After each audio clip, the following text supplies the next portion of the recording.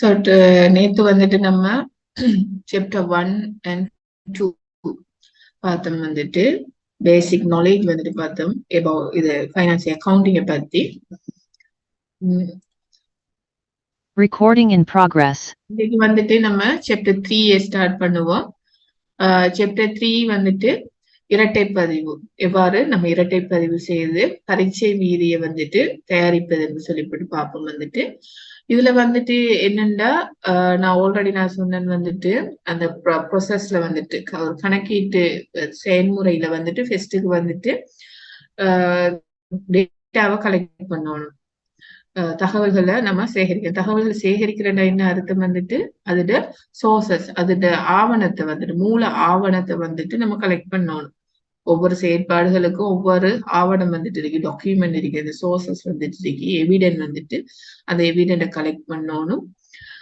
அடுத்தது வந்துட்டு அதான் மூல பதிவேடுல முதன்மை பதிவேடுல பதியணும். வந்துட்டு அந்த புக்ல வந்து ஒவ்வொரு புக்குக்கும் அந்த கடன் விற்பனைண்டா விற்பனை நாளேடுல பதியணும், கடன் கொள்வனவுண்டா கொள்வனவு நாளேடுல பதியோடும், அதே மாதிரி காசு தொடர்பான செயற்பாடுகள் உண்டா அதை வந்துட்டு காசேடுல வந்துட்டு பதியணும் என்று சொல்லிட்டு மூல ஆவணத்துல பெஸ்ட்டுக்கு நம்ம பதியணும். பதிஞ்சதுக்கு பிறகு அதை வந்துட்டு நம்ம என்ன செய்யணும்னா பேரேட்டு கணக்குல பதியணும். பேரேடு மூல ஆவணத்துல பதிஞ்சது, மூல ஆவணம் கலெக்ட் பண்ணி முதன்மை பதிவேடுல வந்துட்டு ஜஸ்ட் அதை நம்ம ரெக்கார்ட் பண்ணணும். ரெக்கார்ட் பண்ணினதுக்கு பிறகு நம்ம என்ன செய்யணும்னா லெஜர் அக்கௌண்ட்னு சொல்லுவோம். லெஜர்ன்னு சொல்றது வந்துட்டு டி ஃபார்ம் அது பேரேட்டு கணக்குல பதியணும். பேரேட்டு கணக்குல தான் ஸ்டார்ட் ஆகுது இரட்டை பதிவுன்னு சொல்றது என்னன்னா, ஒவ்வொரு கொடுக்கல் வாங்கலுக்கும் 2 பதிவுகள் இருக்கு. ஒவ்வொரு எந்த ஒரு கொடுக்கல் வாங்கலை எடுத்துக்கொண்டாலும் அதுக்கு 2 பதிவு பண்ணணும். ஒன்று வந்துட்டு வரவுல பதியணும், மற்ற இன்னொரு கணக்குல வந்துட்டு செலவுல பதியணும். ஃபார் அன் எக்ஸாம்பிள், நம்ம வந்துட்டு பொருளை வந்துட்டு வாங்கணும், காசு கொடுத்து பொருளை வாங்குறோம். காசுக்கு பொருளை வாங்க, காசுக்கு பொருளை வாங்குறோம்டா, கொள்வனவு செய்யறோம்டா. என்னென்ற அர்த்தம், ஒரு மெஷினை வந்துட்டு வாங்குறோம்டா, நீண்டகால சொத்தொண்டு மெஷின் ஒன்றை வாங்குறோம்டா, காசு கொடுத்து நம்மளுக்கு மெஷின் வருது. அதே மாதிரி மெஷின் வந்தா என்ன செய்யுது, நம்மளை விட்டு போறது என்ன வந்துட்டு ஒன்று வரும் ஒன்று போகும். மெஷின் நம்மளுக்கு வருதுண்டா நம்மளை விட்டு வந்துட்டு காசு வந்துட்டு போகுது. அப்ப காசுல இருந்து கழிக்கணும் அந்த அமௌண்ட். ஒரு 10,000 கொடுத்து வாங்குறோம்னா 10,000 காசு கணக்குல இருந்து கழிக்கணும் என்ன செலவு வைக்கணும் வந்துட்டு. அதே மாதிரி நம்மளுக்கு மெஷின் வர்றதால மெஷின் கணக்குல வந்துட்டு வரவு வைக்கணும். அப்போ ஒரு பதிவு வந்துட்டு வரவுலையும் மற்ற பதிவு செலவுலையும் வருமெண்டா அது வந்துட்டு இரட்டை பதிவுன்னு சொல்றோம். ஒவ்வொரு கொடுக்கல் வாங்கலுக்கும் இரட்டை பதிவு செய்யணும். முதன்மை பதிவேடுல ஜஸ்ட் ஒரு புத்தகத்துல வந்துட்டு நம்ம பதியிடம் வந்துட்டு ஒவ்வொரு செயற்பாடுகளையும் பதியிடம், இந்த புத்தகத்துல ஒவ்வொரு கொடுக்கல் வாங்கலுக்குமான புத்தகத்துல நம்ம பதியிடம், அதுக்கு பொருத்தமான புத்தகத்துல பதியிடம்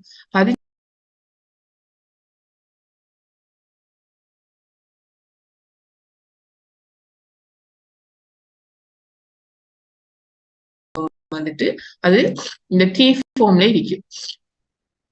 ஒவ்வொரு கணக்குக்கும் உருவாக்கணும். ஃபார் அன் எக்ஸாம்பிள், இயந்திர கணக்கு எடுத்துட்டு வந்துட்டு மெஷினரி அக்கவுண்ட், இயந்திர கணக்கு. இதுல பாத்தீங்கன்னா ரெண்டு பக்கம் இருக்கும்.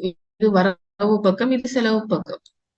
இது வரவு பக்கம், இது வந்துட்டு செலவு பக்கம். வரவுன்னு சொல்றது என்னன்னா, ஒரு சொத்து எடுத்துக்கொண்டோம்னா வரவுன்னு சொல்றது நம்ம மெஷின் இயந்திரத்தை வாங்க புதுசா வாங்க என்ன செய்யும், நம்மளோட வரவுல அமௌண்ட் வந்துட்டு கூடும். சொத்து கூடுதுன்ற அடிப்படையில வரவு வைக்கிறோம். அதை வந்துட்டு விற்பனை செய்தோம்னா அதை கழிக்கணும். செலவு பக்கத்துல அந்த குறிப்பிட்ட அமௌண்ட போட்டு கழிச்சோம்னா அது அந்த பொருளை நம்மளை விட்டு போகுதுன்னா அதை வந்துட்டு கழிக்கிறது வைக்கணும். சோ ஒவ்வொரு இரட்டை பதிவு நீங்க ஞாபகம் வச்சுட்டீங்க, ஒவ்வொரு செயற்பாட்டுக்கும் இரட்டை செய்யும். பொழுது சரியான ஃபைனான்ஸ் பக்கம் வந்துட்டு சமப்படும். அதோட வந்துட்டு ஃபைனான்ஸ் ஸ்டேட்மெண்ட் நம்ம ப்ரிப்பேர் பண்ற நிதி கூற்றுக்கள் எல்லாமே சரியான பதிவு செய்யணும். ஒன்று வரும் ஒன்று போகும். இந்த அடிப்படையில ஒரு அக்கவுண்ட்ல வரவு வைக்கணும், இன்னொரு அக்கவுண்ட்ல வந்துட்டு செலவு வைக்கணும். காசுக்கு நம்ம மெஷினை வாங்கினோம்டா காசு நம்மளை விட்டு போகுதுன்னு சொல்லிவிட்டு காசு கணக்குல வந்துட்டு செலவு வைக்கிறோம். காசு கணக்குல செலவு வைக்கிறோம். அதே மாதிரி அதுக்கான வரவு பதிவு, இந்த கொடுக்கல் வாங்கலுக்கான வரவு பதிவு மெஷின் நம்மள வந்து சேர்றதால மெஷின் கணக்குல வந்துட்டு வரவு வைக்கிறோம். அதனால இரட்டை பதிவு என்று சொல்வது என்னன்னா, ஒவ்வொரு கொடுக்கல் வாங்கலுக்கும் 2 பதிவுகள் இருக்கு. ஒன்று வரவு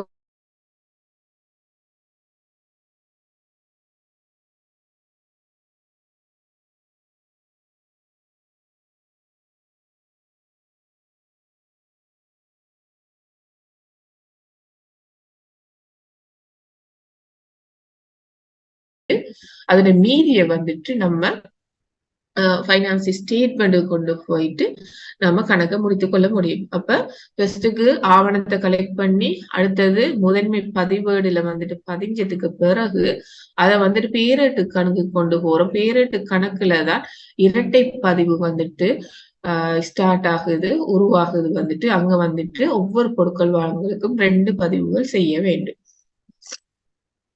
சோ இதுதான் வந்துட்டு இதுல இரட்டை பதிவு என்றால் என்னன்னு சொல்லி போட்டு சொல்லப்பட்டிருக்கு. ஒவ்வொரு கொடுக்கல் வாங்கலுக்கும் இரட்டை பதிவு செய்யணும். ஒன்று வரும் ஒன்று போகும் என்ற அடிப்படையில நம்ம பதிவு செய்யணும். அப்போ நம்மளுக்கு இரட்டை பதிவு செய்யக்குள்ள விளங்கணும் ஒவ்வொரு கொடுக்கல் வாங்கலுக்கு நம்மளுக்கு என்ன நம்மளுக்கு நிறுவனத்தை தேடி வருது, என்ன நம்ம நிறுவனத்தை விட்டு போகுதுன்ற அடிப்படையில பதிவு செய்றீங்கன்னா சரி. வந்துட்டு இந்த இரட்டை பதிவு செய்யறதால கிடைக்கிற நன்மைகள் சொல்லப்படும். இரட்டை பதிவு செய்தால்தான் வந்துட்டு ஒழுங்கான நிதி கூற்றுகள் தயாரிக்க முடியும், முழுமையடையும். எல்லா பதிவுகளும் ஒரு முழுமையான பதிவு பெறக்கூடியதாக இருக்கும். அதே மாதிரி நம்மட பலன் இது பரீட்சை மீதில இந்த பேரட்டு கணக்குல உள்ள பலன்ஸை வந்துட்டு அங்க கொண்டு போட்டதுக்கு பிறகு அங்க அந்த பரீட்சை மீதுல இருக்கிற வரவு பக்கமும் செலவு பக்கமும் சமனண்டா என்ன அர்த்தம்டா, ஆல்மோஸ்ட் நம்மட 99%. சில டைம்ல வழுக்கல் இந்த இதுகளை பிழைகளும் இருக்கலாம், பிழைகள் தெரியாமலும் பலன்ஸ் ஆகலாம். ஆனா அப்படி ஆல்மோஸ்ட் 99% வந்துட்டு பலன்ஸ் ஆகுதுட்டா என்ன அர்த்தம்னா நம்ம சரியாக பதிவு செய்திருக்கிறோம். அப்ப அந்த வழுக்களை இல்லைன்னு சொல்லிப்பட்டு உறுதிப்படுத்த முடியும். அதே மாதிரி நிதி கூற்றுக்களை சரியான முறையில் தயாரித்துக் கொள்வதற்கும் இந்த இரட்டை பதிவு உதவியாக இருக்கின்றது. சோ இப்ப வந்துட்டு பார்த்தோம்னா இதுல பேரேட்டு கணக்கு என்றால் பார்ப்போம். பேரேட்டு கணக்குலதான் இரட்டை பதிவு ஸ்டார்ட் ஆகுது. பேரேட்டு கணக்கு ஆல்ரெடி நம்ம காட்டின இதான் டி ஃபார்ம் இருக்கிறது தான் பேரேட்டு கணக்கு. லெஜர் அக்கவுண்ட்னு சொல்லுவோம். லெஜர் அக்கவுண்ட் ஒவ்வொரு கணக்குக்கும் 2 பக்கம் இருக்கின்றது. ஒன்று வரவு பக்கம் இருக்கு, செலவு பக்கம் இருக்கின்றது. அதுல உள்ள விடயங்கள் வரவு பக்கமோ செலவு பக்கமோ உள்ள விடயம் என்னன்னா, முதலாவது திகதியை முதல் நம்ம டி ஃபார்மை ப்ரிப்பேர் பண்ணோம்னா கணக்குட தலைப்பை வந்துட்டு மேலுக்கு எழுவோம். மெஷின் அக்கௌண்ட் ஒண்ணு, காசு கணக்குன்னு எழுவணும். ஒவ்வொரு கணக்குக்கும் அதோட தலைப்பை மேலுக்கு எழுதிட்டு ஒவ்வொரு பக்கத்திலையும் திகதி, எந்த திகதியில அந்த கொடுக்கல் வாங்கல் நடந்துச்சு, அடுத்தது விவரம் வந்துட்டு அதோட விவரம் என்ன. ஃபார் அன் எக்ஸாம்பிள் நம்ம வந்துட்டு ஆல்ரெடி நான் சொன்ன எக்ஸாம்பிள் எடுத்துக்கணும்னா, காசுக்கு மெஷினை வாங்கினோம்னா மெஷின் அக்கவுண்ட் இயந்திர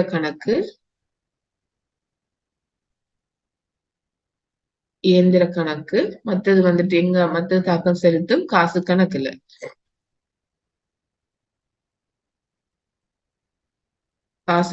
தாக்கம் செலுத்தும். சோ காசுக்கு இயந்திரம் வாங்கினோம் என்ன செய்யும், இயந்திரம் கூடும் வந்துட்டு. அப்ப அதை வந்துட்டு படத்துல போடுறோம் 10,000 ரூபாய். ஃபார் அன் எக்ஸாம்பிள் 10,000 ரூபாய். அந்த டேட்டை போடணும், எந்த டேட்ல நடந்துச்சு. ஃபார் அன் எக்ஸாம்பிள் ஜனவரி 2024 நடந்திருக்கு. சோ 10,000 ரூபாய் நம்ம இயந்திரம் வலது பக்கம் போடுறோம் வந்துட்டு. இதுல விவரம் என்னன்னா, இதுல அடுத்த பதிவு எங்க போகுதோ அந்த பேரை போடணும். இந்த இயந்திரத்தை வாங்குறத 10,000 ரூபாய் கூடுதோ, அடுத்தது எங்க தாக்கம் செலுத்தப்படுது? காசு கணக்குல தானே. காசு கணக்குல செலவு வைக்கிற 10,000 ஏண்டா காசுல 10,000 ரூபாய் குறையுது இயந்திரம் வாங்கினதால. அப்ப அதுக்கும் அதே டேட்டை போட்டு இயந்திர கணக்குல வரவு வச்சு அடுத்த பதிவு எங்க போகுது? காசு கணக்கு தானே. அப்ப அதோட நேமத்தான் இதுல விவரம் எழுதுவோம். விவரத்துக்கு என்ன எழுதணும்டா காசு அல்லது காசு கணக்குன்னு எழுதிக்கொள்ள முடியும். சோ அதுக்கு ஒரு பதிவை நம்ம பதிஞ்சதுக்கு பிறகு அடுத்த பதிவு எங்க போகுது? அதோட தலைப்பைத்தான் அதோட பேரைத்தான் நம்ம விவரமா எழுதுவோம். சோ அது பிறகு நம்ம அந்த எமௌண்ட போட இந்த தொடர்புன்னு சொல்றது பெருசா தேவைப்படாது. சோ இவ்வளவுத்தையும் நீங்க எழுதுனீங்க சரி. திகதி அதுல விவரம் இனி ஏதாவது லிங்க் கொண்டு இருக்கின்ற தொடர்பு இருக்குன்னா அந்த இதை எழுதிக்கொள்ள முடியும். அதை பத்தி ஒரு பண்ண தேவையில்ல. சோ அதுல எமௌண்ட் இது இவ்வளவும் தான் இதுல பேரட்டு கணக்கு. சோ காசு கணக்குன்னு வந்தவன்டா படுத்துட்டு வந்துட்டு அந்த திகதியை போடணும். அதே மாதிரி படுத்துட்டு விவரம் என்ன? அடுத்த பதிவு எங்க போகுது? இயந்திரத்துக்கு. சோ படுத்துட்டு நம்ம விவரம் வந்துட்டு இயந்திரம் என்றுனா சரி இயந்திரம். சோ இதுதான் வந்துட்டு பேரட்டு கணக்கு. பேரட்டு கணக்கு சொல்ற 2 பக்கம் உண்டு. வரவு பக்கம் செலவு பக்கம். சில பேரட்டு கணக்குல வரவு பக்கம் வந்துட்டு கூட்டிட்டு போவோம். சிலதுல இடது பக்கம் வந்துட்டு கூட்டிட்டு போவோம். சோ அதை வந்துட்டு நம்ம பாப்போம் வந்துட்டு அது என்னன்னு சொல்லிட்டு அடுத்ததுல.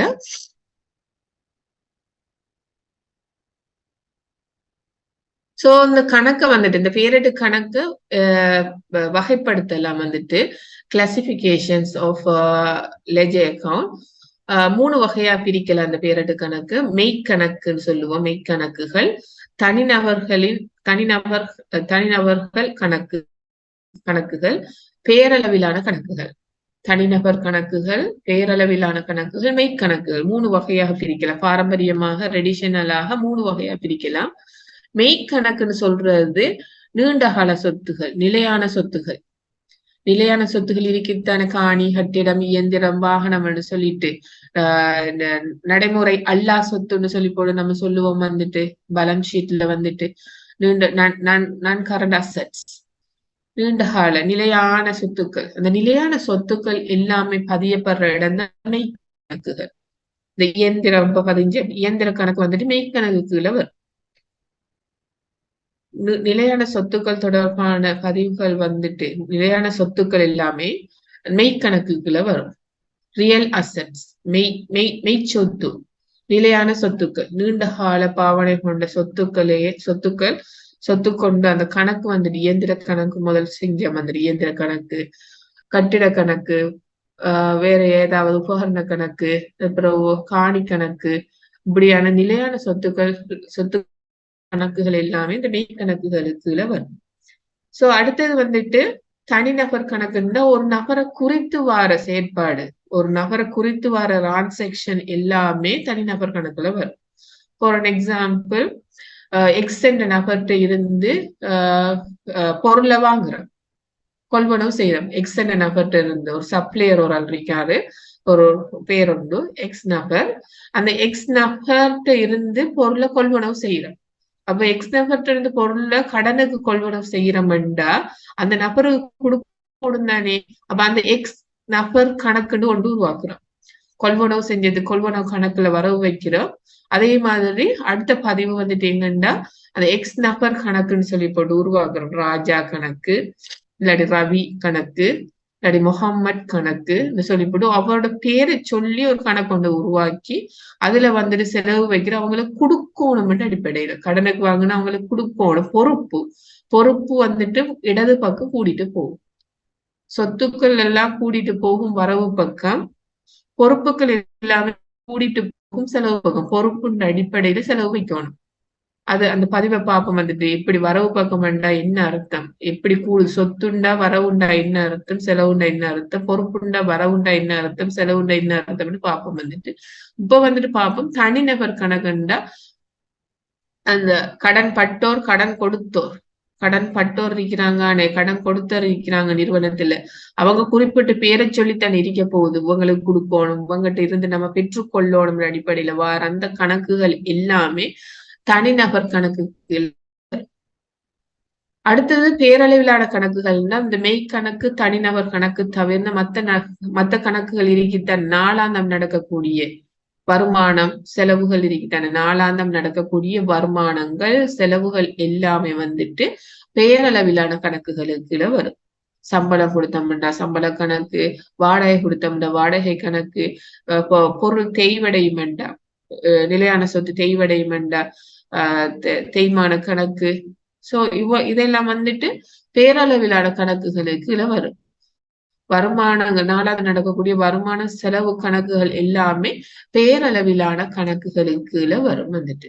சோ இப்படி நம்ம 3 வகையா பிரிக்கலாம். இப்ப வந்துட்டு இந்த இரட்டைப்பதி ஒவ்வொரு நம்ம நேற்று பார்த்தோம் நிதி கூற்றுல உள்ள முக்கியமான கூறுகள் பார்த்தோம் 5. சொத்து, பொறுப்பு, மூலதனம், வருமானம், செலவுன்னு சொல்லி இப்படி பார்த்தோம்.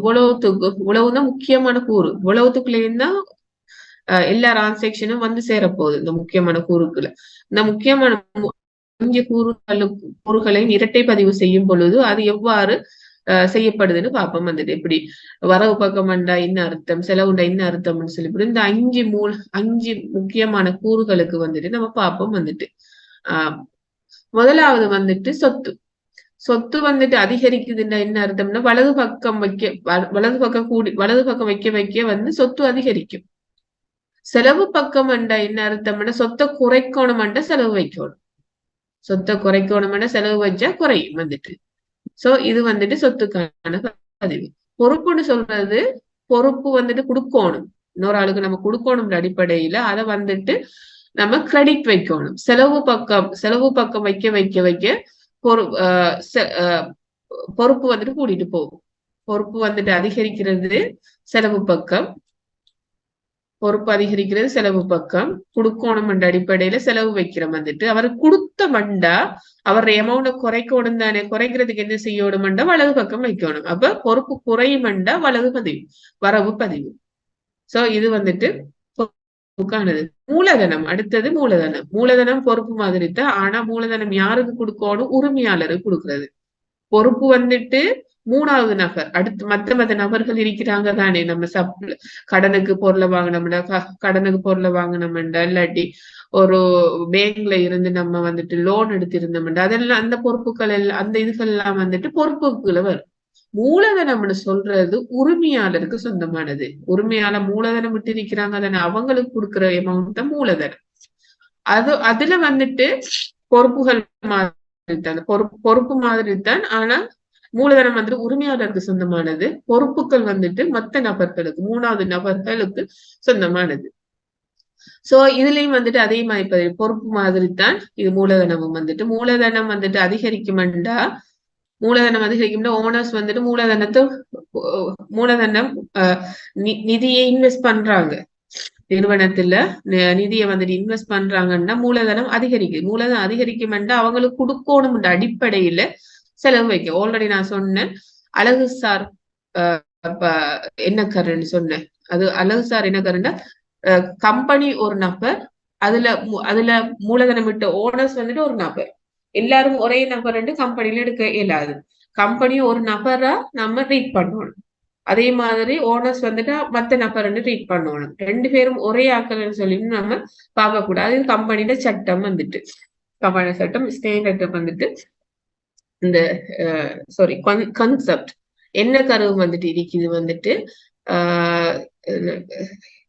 அழகுசார் என்ன செப்பரேட் என்டிட்டி கான்செப்ட்.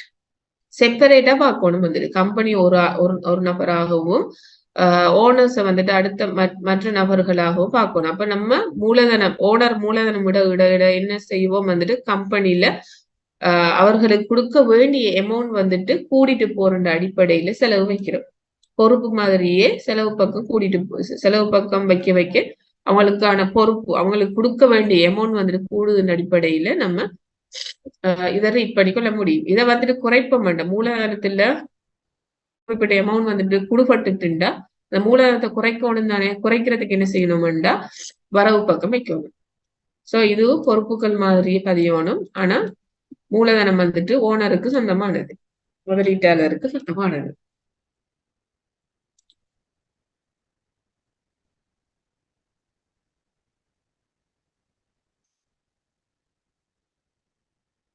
அடுத்தது இதை வந்துட்டு நம்ம இந்த டி ஃபார்ம்ல பார்த்தோம்னா பாத்தீங்கன்னா இங்க பாருங்க சொத்து கணக்குல வரவு பக்கம் அதிகரித்துட்டு போகுது.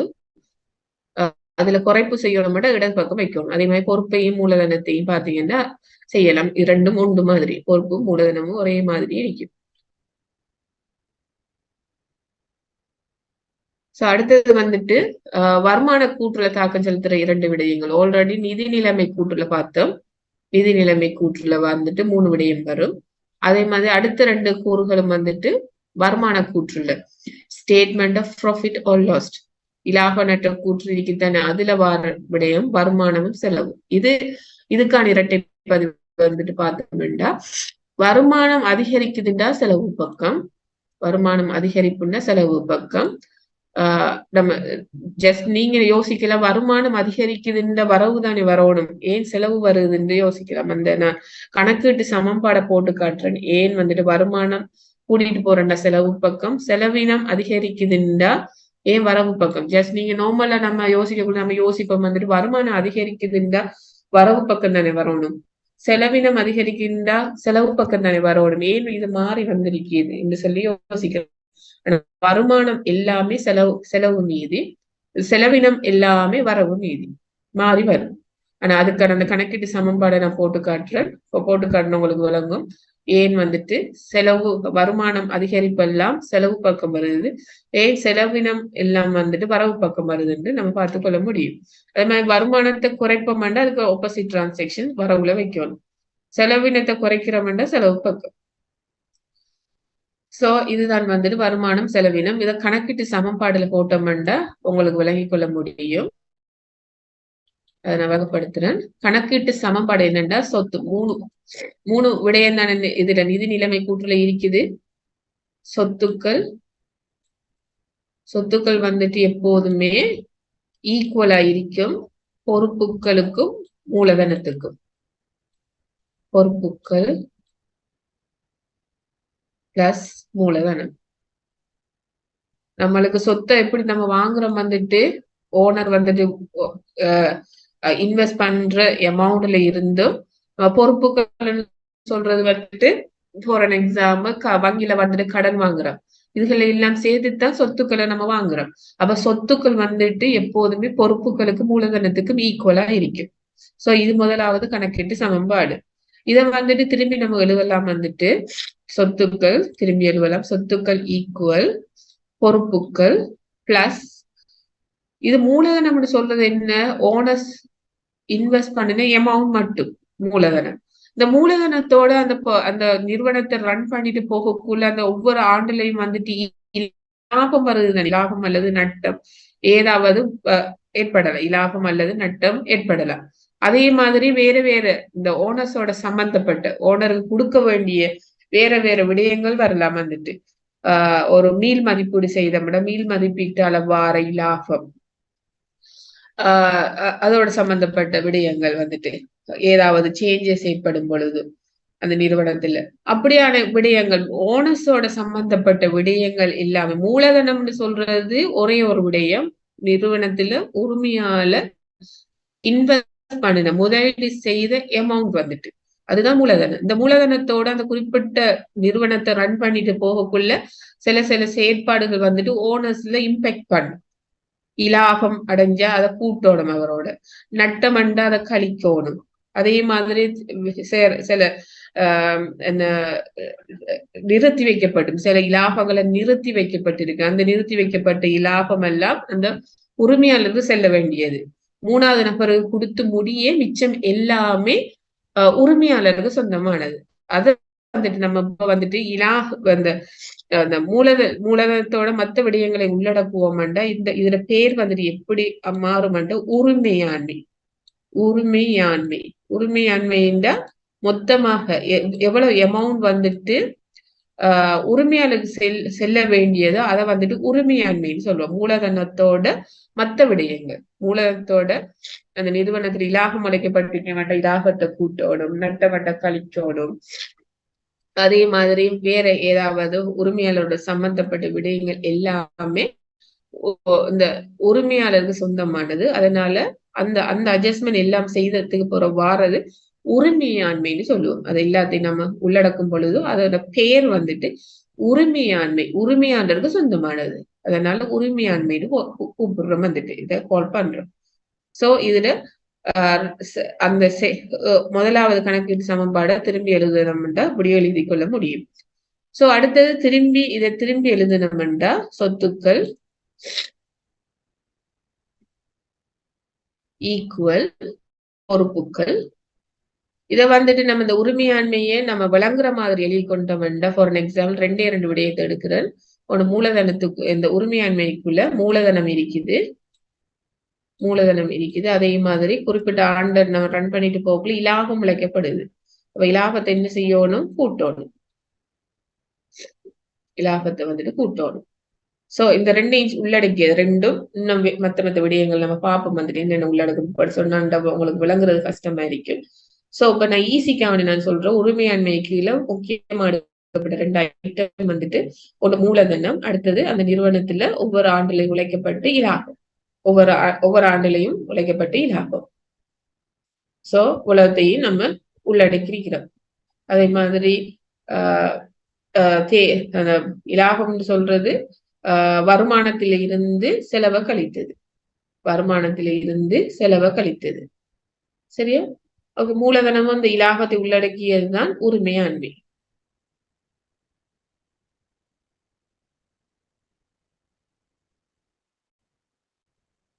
சோ இத வந்துட்டு திரும்பி நம்ம எழுதினோம்னா சொத்துக்கள் ஈக்குவல் பொறுப்புகள் பிளஸ் மூலதனம். இப்ப இலாபத்தை வந்துட்டு நம்ம எழுத போறோம். வந்துட்டு இலாபம் எப்படி கால்குலேட் பண்ணப்படுது? வருமானத்திலிருந்து செலவு கழித்து தானே. வருமானத்திலிருந்து செலவு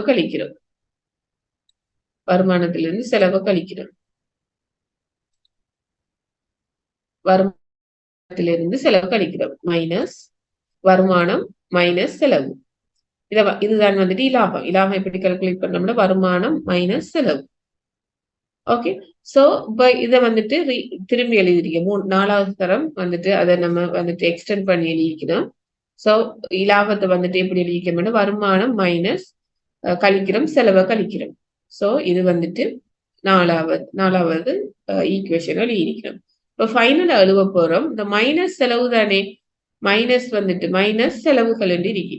மைனஸ் செலவு வந்துட்டு இடது பக்கம் இந்த ஈக்குவேஷனுக்கு முதல் ஈக்குவலுக்கு முன்னுக்கு எடுத்தோம்னா அது பாசிட்டிவா மாறும். நார்மலா நம்மளுக்கு மேத்தமெட்டிக்ஸ் உங்களுக்கு எல்லாம் தெரியும். வந்துட்டு மைனஸ் ஆயிருக்கிற அமௌண்ட் ஃபார் எக்ஸாம்பிள் மைனஸ் ஆயிருக்கிற அமௌண்ட் அடுத்த பக்கம் ஈக்குவேஷனுக்கு அடுத்த பக்கமா கொண்டு செல்வோம்னா அது பிளஸ்ஸா மாறும். அதே மாதிரி பிளஸ்ஸா இருக்கிறத மத்த பக்கம் எடுத்துட்டு போகும்பொழுது அது மைனஸா மாறி வருது. ஒரு பிளஸ்ஸா இருக்கிறத இன்னொரு பக்கம் எடுத்துட்டு போகக்குள்ள மைனஸா மாறும். மைனஸ் இருக்கிறத இன்னொரு பக்கம் எடுத்துட்டு போகக்குள்ள பிளஸ்ஸா மாறும். பிளஸ் வந்துட்டு மைனஸ் ஆகும், மைனஸ் பிளஸ் ஆகும் மாறும். சோ இந்த மைனஸ் செலவு வந்துட்டு நம்ம ஈக்குவலுக்கு முன்னுக்கு எடுத்துட்டு வந்தோம்னா அது பிளஸ்ஸா மாறும். சோ எப்படி எழுதலாம்? சொத்துக்கள் பிளஸ் செலவினங்கள் ஈக்குவல் பொறுப்புகள். அதெல்லாம் பிளஸ் தானே, அதெல்லாம் அந்த பக்கத்திலேயே இருக்குது. பொறுப்புகள் பிளஸ் மூலதனம். அடுத்தது வருமானமும் பிளஸ் தானே, பிளஸ் வருமானம். இப்ப வந்துட்டு இந்த ஈக்குவேஷன் பாருங்க, வந்துட்டு செலவினத்தை வலது பக்கம் இடது பக்கம் கொண்டு வர ஈக்குவேஷனுக்கு முன்னுக்கு கொண்டு வரோம். அது மைனஸ் இருக்கிறதுல அறிஞ்ச வந்துட்டு கொண்டு போனோம், அது பிளஸ்ஸா மாறும். சோ இப்ப வந்துட்டு பார்த்தோம்னா பொறுப்புகள் பிளஸ் மூலதனம் பிளஸ் வருமானம். ஆல் பிளஸ் எல்லாம் வந்துட்டு அங்கள பக்கம் இருக்குது. மற்றதெல்லாம் செலவு இந்த மைனஸ் இருக்கிறத மாத்துறதுக்காக வேண்டி அதை வந்துட்டு இடது பக்கம் கொண்டு வரோம். அது செலவினம் வந்து ஈக்குவலுக்கு முன்னுக்கு கொண்டு வரோம். சோ இப்ப வந்துட்டு பாருங்க, சொத்துக்கள் அதிகரிக்குதுன்னா எங்கள பக்கம் இதெல்லாம் வரவு பக்கம். சொத்துக்களும் செலவினங்களும் வரவு பக்கம். அதிகரிக்குதுன்னா என்ன அர்த்தம்டா சொத்துக்களையும் செலவினத்திலே அதிகரிக்குதுன்னா வரவு பக்கம். ஈக்குவலுக்கு முன்னுக்கு இருக்கிற இந்த 2 விடயங்களும் அதிகரிக்கிறது எங்கள பக்கம் அதிகரிக்கும், செலவு பக்கம் அதிகரிக்கும். செலவு பக்கம் வரவு பக்கம் அதிகரிக்கும். ஈக்குவலுக்கு முன்னுக்கு இருக்கிற விடயம் என்னண்டா வரவு பக்கமா இருக்கும். இது வந்துட்டு அதிகரிக்கிறதுன்னா செலவு பக்கமா இருக்கும். அதிகரிப்பு எல்லாமே வரவு பக்கம், இந்த சொத்தும் செலவினமும். இத பாத்தீங்கன்னா ஈக்குவேஷனுக்கு முன்னுக்கு வார 2 விடயங்களும் வரவு பக்கம் வரவு மீதியை கொண்டு வரவு மீதின்னு சொல்றது அதிகரிப்பு எல்லாமே வரவு பக்கமா இருக்கும். சரியா? இங்கல பக்கம் ஈக்குவலுக்கு அங்கால வாரது பொறுப்புகள், மூலதனம், வருமானம் எல்லாமே அதிகரிக்குதுன்ற எங்கள பக்கம் செலவு பக்கம். ஈக்குவலுக்கு அங்கால பக்கம் இருக்கிற 3 கூறுகளும் வந்துட்டு செலவு பக்கம் அதிகரித்துட்டு போகும். சோ கொடுக்கணும் அடிப்படையில பொறுப்பு மூலதனம் அதிகரிக்கும். அதே மாதிரி வருமானம் அதிகரிக்குதுன்ற செலவு பக்கம். அதை குறைக்கணும்னா அடுத்த பக்கம் நம்ம பதியணும். சோ நீங்க ஞாபகம் வச்சுக்கணும், சொத்துக்களும் செலவினங்களும் அதிகரிக்குதுண்டா செலவு பக்கம் வைக்கணும். பொறுப்புகள், மூலதனம், வருமானங்கள் அதிகரிக்குதுண்டா செலவு பக்கம் வைக்கணும். சோ அதனாலதான் இந்த வருமானம் அதிகரிக்குதுன்னா செலவு பக்கமாகவும், செலவினம் அதிகரிக்குதுன்னா வரவு பக்கமாகவும் காணப்படும். சோ இதுல வந்துட்டு நீங்க விளங்கிக் கொள்ள முடியும். சோ உங்களுக்கு வேணுமான இதை நோட் பண்ணிக்கொள்ளுங்க. சோ 1 மினிட் எடுத்துக்கொள்ளுங்க. இதை நோட் பண்ணிட்டு நான் உங்களுக்கு அது கண்டினியூ பண்ணிக்கொள்ளுங்க.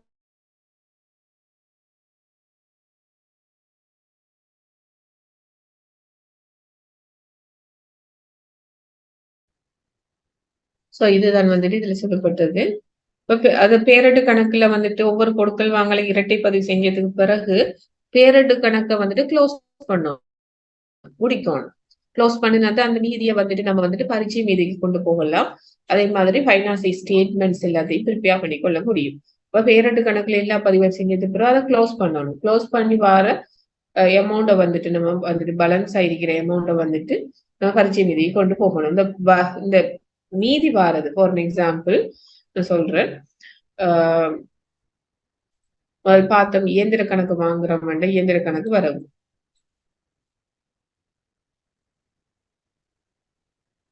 இயந்திர கணக்கு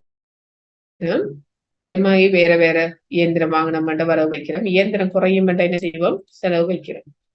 செலவு பக்கம் குறையும். சோ இப்ப வந்துட்டு நம்ம இந்த இயந்திர கணக்கு க்ளோஸ் பண்றோம்டா நார்மலா இயந்திர கணக்கு வரவு மீதி நான் சும்மா நார்மலா ஒரு அக்கௌண்ட்டுக்கு வந்துட்டு சொல்றேன், ஒரு கணக்குக்குன்னு வந்துட்டு சொல்றேன். நார்மலா இயந்திர கணக்கு இல்லாம ஒரு கணக்குக்கு நான் வந்துட்டு சொல்றேன் வந்துட்டு அது என்ன செய்யணும்னு பேலன்ஸ் பண்றேன்டா, இது சமப்படுத்துறேன்டா என்ன அர்த்தம், எங்கால பக்கம் கூடியா இருக்குதோ எங்கால பக்கம் அந்த அமௌண்ட்டை வந்துட்டு நம்ம 2 பக்கமும் போடணும். ஃபார் எக்ஸாம்பிள் இது வந்துட்டு 10,000 ஆயிருக்குது, இது 5,000 ஆயிருக்குது செலவு பக்கம். சோ எந்த அமௌண்ட் கூடியா இருக்குது, 10,000 கூடியா இருக்கிறதால 2 பக்கமும் அந்த கூடுதலான அமௌண்ட்டை வந்துட்டு போடணும். எந்த அமௌண்ட் கூட இருக்குதோ அதை 2 பக்கமும் நம்ம சமப்படுத்தணும். சமப்படுத்தினது பிறகு இதுல இருந்து இந்த 5,000 கழிச்சோம்னா மிகுதியா இருக்கிற அமௌண்ட்டை கழிச்சோம்னா பேலன்ஸ் வந்துட்டு வரும். பேலன்ஸ் அமௌண்ட் வந்துட்டு வரும் 5,000 வரும். 10,000 இருந்து 5,000 கழிச்சா 5,000 வந்துட்டு மிகுதி. இந்த மிகுதியை வந்துட்டு ஒரு சொத்து, இந்த நிதி நிலைமை கூட்டுற வார 3 விடயங்கள் இருக்குதானே, சொத்து, பொறுப்பு, மூலதனம். இந்த உலகத்துக்கும் தான் வந்துட்டு மீதி சென்றதுன்னு சொல்லி கொண்டு சொல்லணும். இத வந்துட்டு மீதி சென்றதுன்னு சொல்லி இடது பக்கம் இருக்கிறது. அடுத்த பதிவு என்ன செய்யணும், வலது பக்கம் அந்த பேலன்ஸ் ஈக்குவல் பண்ணினதுக்கு பிறகு கீழே மீதி வந்ததுன்னு சொல்லி போட்டு அந்த அமௌண்ட்டை வந்துட்டு போடணும். இந்த பேலன்ஸ் அமௌண்ட் வந்துட்டு மீதி சென்றது வந்து என்னென்னதுக்கு வருமெண்டா சொத்தோட சம்பந்தப்பட்ட விடயம், பொறுப்புகளோட சம்பந்தப்பட்ட விடயம், மூலதனத்தோட சம்பந்தப்பட்ட விடயங்களுக்கெல்லாம் மீதி சென்றது மீதி வந்தன்னு போடணும். இந்த பேலன்ஸ் அமௌண்ட மீதி செல்லுது, இங்க மீதி வருது வலது பக்கம். சோ இதே மாதிரி வந்துட்டு சொத்து, பொறுப்பு, மூலதனத்துக்கு நம்ம செய்யணும். பேலன்ஸ் வந்துட்டு அடுத்த இயருக்கு கண்டினியூ ஆகுது. இந்த எண்டில இருந்து அடுத்த இயருக்கு இது வந்துட்டு ஆரம்ப அமௌண்டா வந்துட்டு வருது, ஆரம்ப மிகுதியாக வருது. சோ இயந்திரத்தை நம்ம பாவிச்சுட்டு போகல, அதை கொள்வனம் செய்தோம்னா விற்பனை செய்தோம்னா அந்த வார அமௌண்ட் வந்துட்டு அடுத்த இயருக்கு வந்துட்டு கொண்டு செல்றது தானே. அப்ப அதை வந்துட்டு சொல்றதுதான் மீதி சென்றது மீதி வந்தது. அது வந்துட்டு நிதி நிலைமை கூட்டுல வர 3 விடயங்களுக்கும் வரும். ஆனா வருமானம் செலவினங்கள் கணக்க வந்துட்டு வருமான செலவின கணக்குகளை வந்துட்டு க்ளோஸ் பண்ணும் பொழுது அங்க மீதி வந்தது மீதி சென்றது போடுறல்ல. இந்த வருமான செலவினம்னு சொல்றது அந்த குறிப்பிட்ட ஆண்டுக்கானது மட்டும். வருமான கணக்குல செலவின கணக்குல வார விடயங்கள் வந்துட்டு அந்த குறிப்பிட்ட ஆண்டுக்கான வருமானம், அந்த குறிப்பிட்ட ஆண்டுக்கான வருமானத்தையும் குறிப்பிட்ட ஆண்டுக்கான செலவினத்தையும் தான் அந்த கணக்குல நம்ம போடுறோம். அது வந்துட்டு அடுத்த இயருக்கு கொண்டு செல்றதில்ல. இந்த 2 விடயங்களும் வருமான கூற்றுல வரும். வருமான கூற்று வந்துட்டு என்ன அர்த்தம்னா அந்த குறிப்பிட்ட ஆண்டுக்கானது மட்டும்தான் வரும்.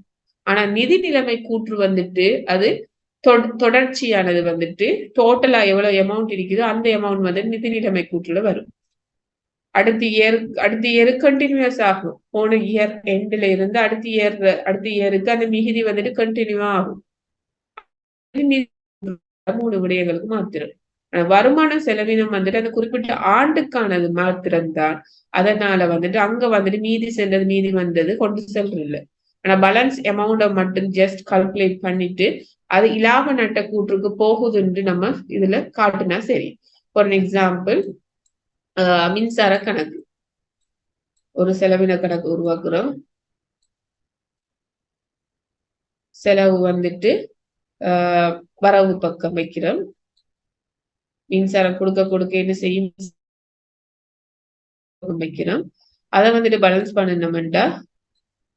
பண்ணணும்டா இந்த அமௌண்ட் 2 பக்கம் போட்டுட்டு மிகுதியா வார பேலன்ஸ் இருக்குத்தானே, மிகுதியா வார பேலன்ஸுக்கு விட எழுவணும் என்னண்டா இலாப நட்ட கூற்று எழுவணும். இதுக்கு மீதி வந்தது மீதி சென்றது வராது. வருமானத்துக்கோ செலவினத்துக்கோ மீதி வந்தது மீதி சென்றது வராது. அதுல மிகுதி வந்துட்டு எங்க போகும்டா இலாப நட்ட கூற்றுக்கு வரும். அது அந்த குறிப்பிட்ட ஆண்டுக்கானது மாத்திரம். சோ வந்துட்டு அமௌண்ட் வந்துட்டு இலாப நட்ட கூற்றுக்கு கொண்டு செல்லப்படுதுன்னு சொல்லி இல்ல இலாப நட்ட கூற்றுன்னு சொல்லி நீங்க போட்டு காட்டுனீங்கன்னா சரி. உழவுதான் முக்கியமான கூறுகள். இரட்டை பதிவு செய்து அதை வந்து க்ளோஸ் பண்ணி எங்களோட அமௌண்ட் கூட இருக்குது அந்த அமௌண்ட் 2 பக்கம் போட்டு மிகுதி வார அமௌண்ட் வந்துட்டு அந்த குறிப்பிட்ட நிதி கூற்றுல வந்துட்டு கொண்டு செல்லணும். சோ இதை வந்துட்டு க்ளோஸ் பண்ணினதுக்கு பிறகு மீதியான அமௌண்ட வந்துட்டு அந்த குறிப்பிட்ட நிதி கூற்று கொண்டு செல்றதுக்கு முதல் பரீட்சை மீதியை தயாரிக்கிறோம். இந்த பேலன்ஸ் நம்ம அக்கௌண்ட்ல வந்துட்டு ஒவ்வொரு செயற்பாடு இரட்டை பதிவு செய்யறது இரட்டை பதிவு செய்துட்டு அதை வந்துட்டு க்ளோஸ் பண்றோம். அந்த அக்கௌண்ட் எல்லாத்தையும் க்ளோஸ் பண்ணி வார மிகுதியை வந்துட்டு ஃபெஸ்ட்டுக்கு எங்க போகணும்டா பரீட்சை மீதி தயாரிக்கணும். ட்ரையல் பேலன்ஸ்ன்னு சொல்லுவோம். பரீட்சை மீதி அந்த குறிப்பிட்ட திகதியில உள்ள எல்லா மிகுதியையும் காட்டணும். வரவு பக்கம் இருக்கிற மிகுதியையும் காட்டணும், செலவு பக்கம் இருக்கிற மிகுதியையும் காட்டணும். வரவு பக்கம் இருக்கிற மிகுதி எல்லாம் வரவு பக்கமாகவும் செலவு மீதியா இருக்கிற செலவு பக்கமாகவும் வரும். அந்த குறிப்பிட்ட திகதி பேலன்ஸ் அமௌண்ட்டையும் அந்த பரீட்சை மீதியில போட்டு வரவு பக்கத்தை கூட்டி செலவு பக்கத்தை கூட்டணும். வரவு பக்கம் வந்துட்டு செலவு பக்கத்து கட்டாயம் ஈக்குவலா இருக்கணும். ரெண்டும் ஈக்குவலா இருக்கும். வரவு பக்கமும் செலவு பக்கமும் ஈக்குவலா இருந்துச்சுன்னா என்ன அர்த்தம்னா உங்களோட இரட்டை பதிவு எல்லாம் சரின்ற அர்த்தம். ஏதாவது பேலன்ஸ் வர மாட்டோம். வரவு பக்கம் செலவு பக்கத்துக்கு ஈக்குவல் இல்லாம இருக்குமெண்டா என்ன மீனிங்டா நீங்க புலையா பதிவு செஞ்சிருக்கீங்க, இங்க ஒரு புல விட்டு விட்டு இருக்கீங்கன்னு அர்த்தம். சோ வரவு பக்கம் இதை செக் பண்றதுக்கு உங்களோட எல்லாமே ஆல்மோஸ்ட் கரெக்ட் நம்ம என்னோணுமெண்டா முதல் பரீட்சை மீதியை தயாரிக்கணும். பேலன்ஸ் பண்ணி எல்லா அக்கௌண்டையும் க்ளோஸ் பண்ணி அந்த மிகுதி எல்லாத்தையும் பரீட்சை மீதியில வரவு பக்கம் செலவு பக்கம் 2 பக்கம் இருக்கு. 2 பக்கத்துல எந்த பக்கத்துக்கு அந்த மிகுதி போகுமா அந்த பக்கத்துக்கு பதிவு செஞ்சதுக்கு பிறகு 2ஐயும் கூட்டி பார்க்கணும். வரவையும் செலவை கூட்டி பார்த்தோம்டா வரவு அமௌண்ட் வந்துட்டு செலவு அமௌண்ட்டுக்கு சரியா இருக்குமெண்டா உங்களோட டிரான்சாக்ஷன் நீங்க செஞ்ச டிரான்சாக்ஷன் எல்லாம் இரட்டை பதிவு எல்லாமே கரெக்ட்ன்னு அர்த்தம். சரியா பதிவு செஞ்சீங்க. 2 படலண்டா நீங்க எங்கயாவது ஒரு இடத்துல புல விட்டு இருக்கீங்கன்னு அர்த்தம். சோ அதை நீங்க எங்க புல விட்டுருக்கீங்களோன்னு அதை செக் பண்ணணும் வந்துட்டு. சோ இது வந்துட்டு ஒரு எவிடன்ட். பரீட்சை மீதி வந்துட்டு ஒரு ஒரு எவிடன்ட் வந்துட்டு நம்ம செஞ்சது சரியா புலையான்னு சொல்றத காட்டுறதுதான் பரீட்சை மீதி. சோ எல்லாத்தையும் க்ளோஸ் பண்ணிட்டு அந்த மிகுதியை வந்துட்டு அந்தந்த பக்கத்துல வந்துட்டு நம்ம போட்டு 2ஐயும் கூட்டி பார்த்தோம்னா சரி. அதுதான் வந்துட்டு பரீட்சை மீதி.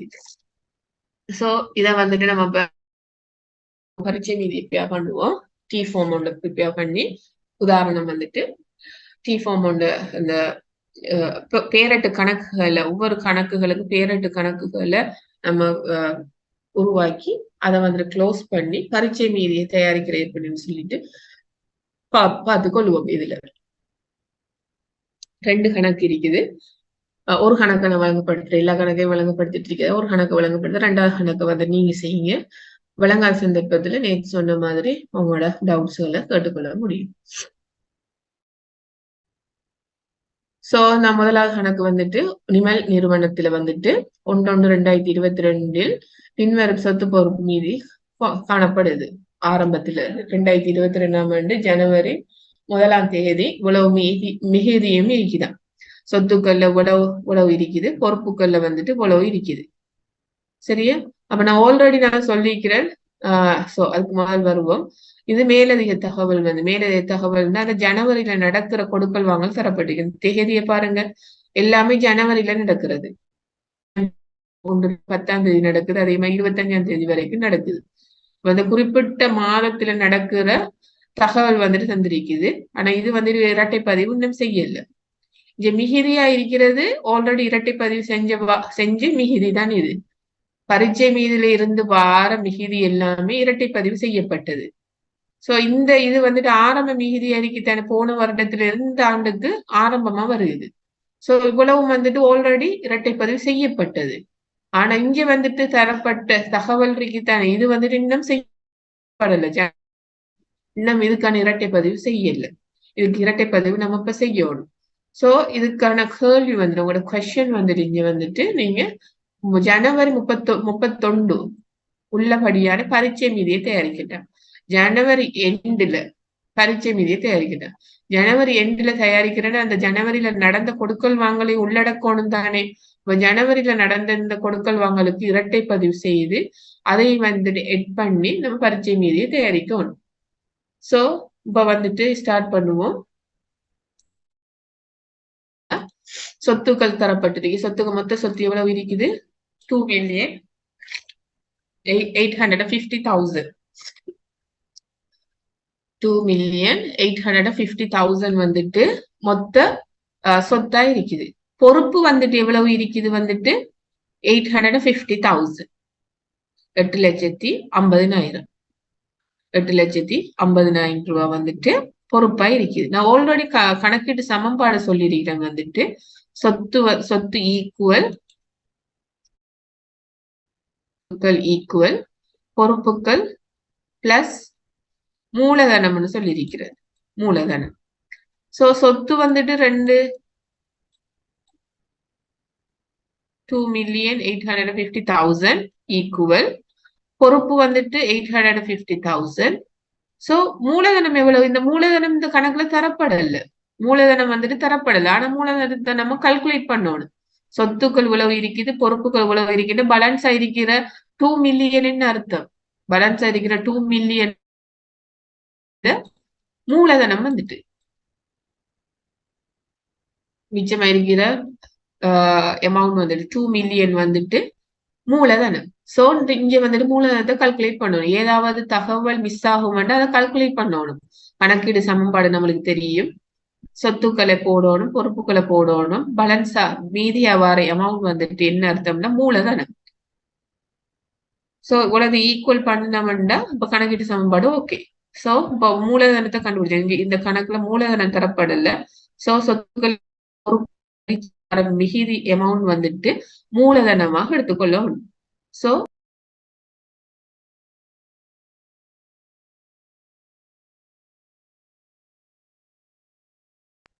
இந்த ஐட்டமும் ஒவ்வொரு விடயங்களுக்கும் ஒவ்வொரு கணக்கு நம்ம உருவாக்கணும் வந்துட்டு. சோ ஃபர்ஸ்டுக்கு வந்துட்டு நிலம்.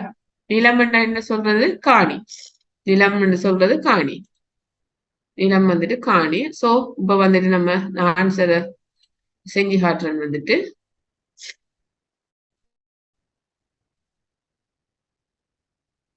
முதலாவது மீதியா வர்றது நிலம். அப்ப சோ நம்ம எடுத்துட்ட உருவாக்கலாம் காணி கணக்கு. காணி கணக்குல என்ன இருக்குது? மீதியா வந்துட்டு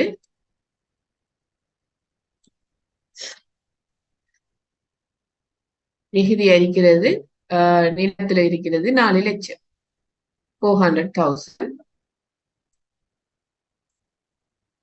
சோ ஆரம்ப மீதி எல்லாத்தையும் எப்படி போடணும்டா பேலன்ஸ் பண்ணி வாரது தானே. போன வருடத்துல பேலன்ஸ் பண்ணி வார அமௌண்ட் வந்துட்டு மீதி வந்தது இருக்குதானே, அதை வந்துட்டு வரவு பக்கம் அந்த எந்தெந்த பக்கம் இருக்குது அந்தந்த பக்கம் போட்டா சரி. காணி கணக்குல வந்துட்டு 4 லட்சம் இருக்குது வந்துட்டு மீதி வந்ததுன்னு சொல்லி போட்டு 4 லட்சம் வைக்கணும். ஆரம்ப மீதி போன வருடத்தில இருந்து வருது.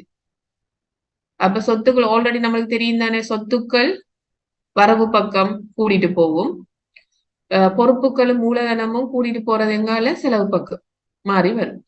சரியா? காணி ஆல்ரெடி மிகுதியா இருக்கிறது. இது வந்துட்டு சொத்து அடிப்படையில மீதி வந்தது. போன வருடத்திலிருந்து வாரத்தால இதை வந்துட்டு எப்படி பதியணும்னா மீதி வந்தது. அதோட டேட் எப்ப வந்துட்டு அந்த டேட்டை நம்ம முன்னுக்கு போடணும் வந்துட்டு 1/1/2000 இடம் காணாத அதால நான் மேலுக்கு எழுதுறேன் வந்துட்டு 2022 காணி கணக்குல மீதி வந்தது. போன வருடத்திலிருந்து மீதி வருது. இதெல்லாம் ஆல்ரெடி இரட்டை பதிவு செய்தது. அதனால ஒரு பதிவு மட்டும்தான். குறிப்பிட்ட காலத்துல நடக்கிற டிரான்சாக்சனுக்கு தான் இரட்டை பதிவு செய்யப்பட்டிருக்க மாட்டாது. அதுக்குத்தான் இரட்டை பதிவு செய்யும். ஆல்ரெடி செய்யப்பட்டு வர்றதுதான் பேலன்ஸ் அமௌண்ட் மீதியா வருது. அந்த ஆரம்பத்துல 2022 1/1 இருக்கிற மிகுதி எல்லாமே ஆல்ரெடி போன வருடத்துல இரட்டை பதிவு செய்யப்பட்டு வர மிகுதி. அப்ப அந்தந்த மிகுதி வந்துட்டு அந்த அந்த கூற்றுக்களுக்கு ஏற்ற மாதிரி நம்ம வரவு வைக்கணும், செலவு வைக்கணும். சொத்துக்கள் எல்லாமே வரவுல வரும், பொறுப்புகளும் மூலதனம் வந்துட்டு செலவுல வரும். சோ அதே மாதிரி நம்ம எல்லா மீதி வந்ததையும் போட்டோம்டா அந்தந்த கணக்குல போடணும். மோட்டார் வாகன கணக்குண்டு போடணும் வந்துட்டு மோட்டார் வாகன கணக்குன்னு உருவாக்கி அதை வந்துட்டு மீதி வந்ததுன்னு சொல்லிப்பட்டு வரவுள்ள 8 லட்சம் வைக்கணும். சோ நம்ம சொல்றத நீங்க செஞ்சு கொள்ளுங்க. காணி கணக்குல வரவு வைக்கிறோம் 4 லட்சம். மோட்டார் வாகனம்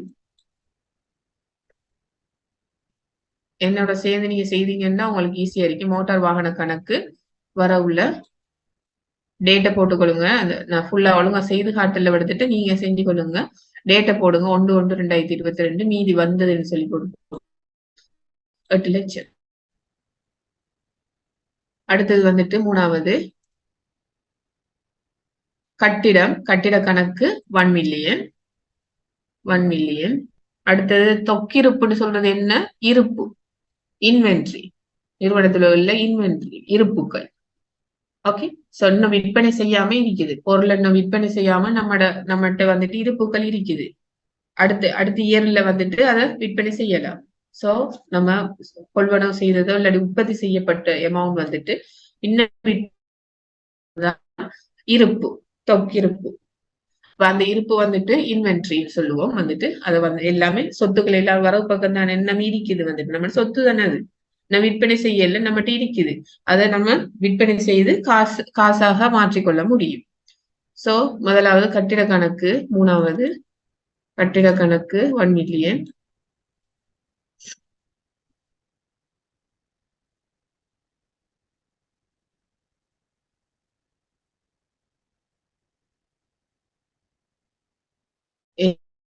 நீங்க செய்து கொள்ளுங்க. அப்பதான் உங்களுக்கு இலகுவா இருக்கு வழங்கிக் கொள்றதுக்கு.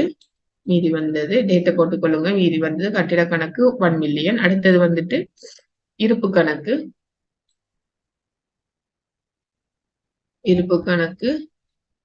வந்த மீதி வந்துட்டு 500,000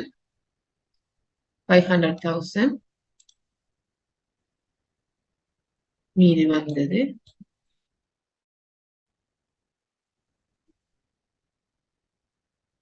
சோ அடுத்தது வந்துட்டு கையில உள்ள காசு கணக்கு 1,100,000. அதே மாதிரி வருமதிகள் 50,000. வருமதி கணக்குன்னு சொல்லணும். வருமதி கணக்கு உலகத்தை சேர்த்துதான் டோட்டல் மொத்த சொத்து ஆல்ரெடி நம்ம இப்ப தனித்தனியா பதிவு செஞ்சுட்டு இருந்தானே, அப்படி மொத்த சொத்துக்கு பதிவு செய்யறதில்ல. அதை டோட்டலா கூட்டி காட்டப்பட்டிருக்கு மொத்த சொத்துக்கள் என்று சொல்லி போட்டு அதுக்குள்ள உள்ள ஒவ்வொரு ஐட்டத்துக்கும் நம்ம இப்ப வந்துட்டு மிச்சமா இருக்கிற காசு கணக்கு 1 lakh, வருமதிகள் 50,000. சோ காசு கணக்கு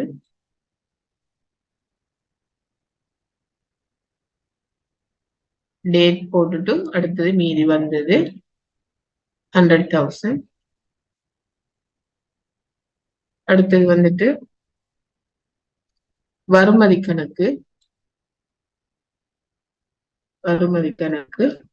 வரவு 500,000.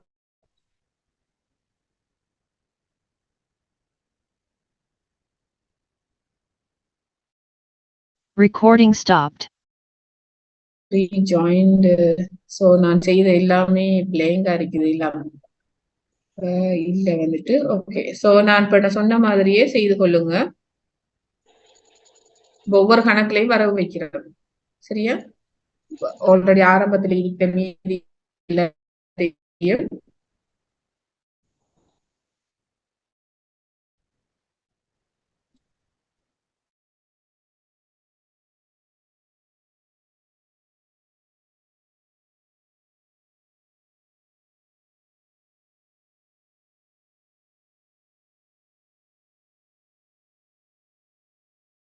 அப்ப வங்கி கணக்கு உருவாக்கி கொடுக்க வேண்டியது அடிப்படையில கொடுக்க வேண்டியது எல்லாமே எங்கால வரும் கூட்டிட்டு போறது செலவு பக்கம் இருக்கும். வங்கி கடன் கணக்கு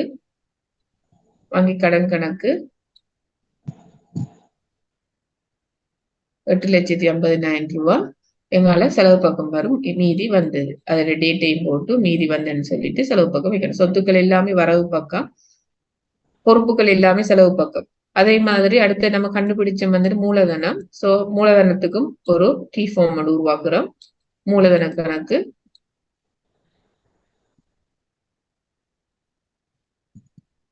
கணக்கு அதுவும் வந்துட்டு கொடுக்கோடும் அடிப்படையில செலவு பக்கம் வரும் 2 மில்லியன். மீதி வந்தது 2 மில்லியன். இவ்வளவு ஆரம்ப மீதிக்கு மட்டும்தான் பதிவு செய்திருக்கிறோம். சோ இப்ப வந்துட்டு இந்த குறிப்பிட்ட ஆண்டுல இந்த ஆரம்ப மீதி எல்லாம் பதிஞ்சதுக்கு பிறகு குறிப்பிட்ட டைம்ல நடந்த டிரான்சாக்சனுக்கு இரட்டை பதிவு செய்யணும். சோ அதுக்கான இரட்டை பதிவு செய்வோம். இதை நான் இரேஸ் பண்ணிக்கொள்றேன். சோ இப்ப வந்துட்டு முதலாவது டிரான்சாக்சனுக்கு வருவோம். அலுவலக உபகரணம் வந்துட்டு 1 மாசம் 5ஆம் தேதி வந்துட்டு அலுவலக உபகரணங்கள் 10,000 ரூபாய்க்கு கொள்வனவு செய்யப்பட்டது. இப்ப கொள்வனவு செய்தோம்னா இதுக்கான இரட்டை பதிவு என்ன? 10,000 ரூபாய் காசு கொடுத்து வாங்கிருக்க. 10,000 ரூபாய் காசு கொடுத்து வாங்கினோம்னா என்ன செய்யும்? காசு கணக்குல குறையும் தானே. 10,000 ரூபாய் குறைக்கணும். அதே மாதிரி வரவு என்ன வந்துட்டு நம்மளுக்கு என்ன வருது வந்துட்டு அலுவலக உபகரண கணக்கு வருது. அலுவலக உபகரண கணக்கு வாரத்தால அலுவலக உபகரண கணக்குல வரவு வைக்கணும் 10,000 ரூபாய்.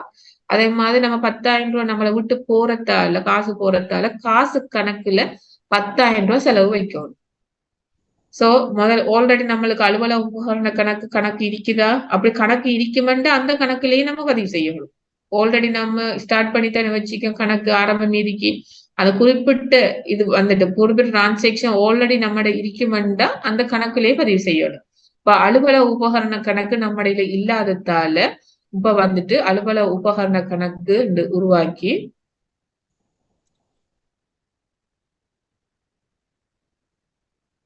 அலுவலக உபகரண கணக்கு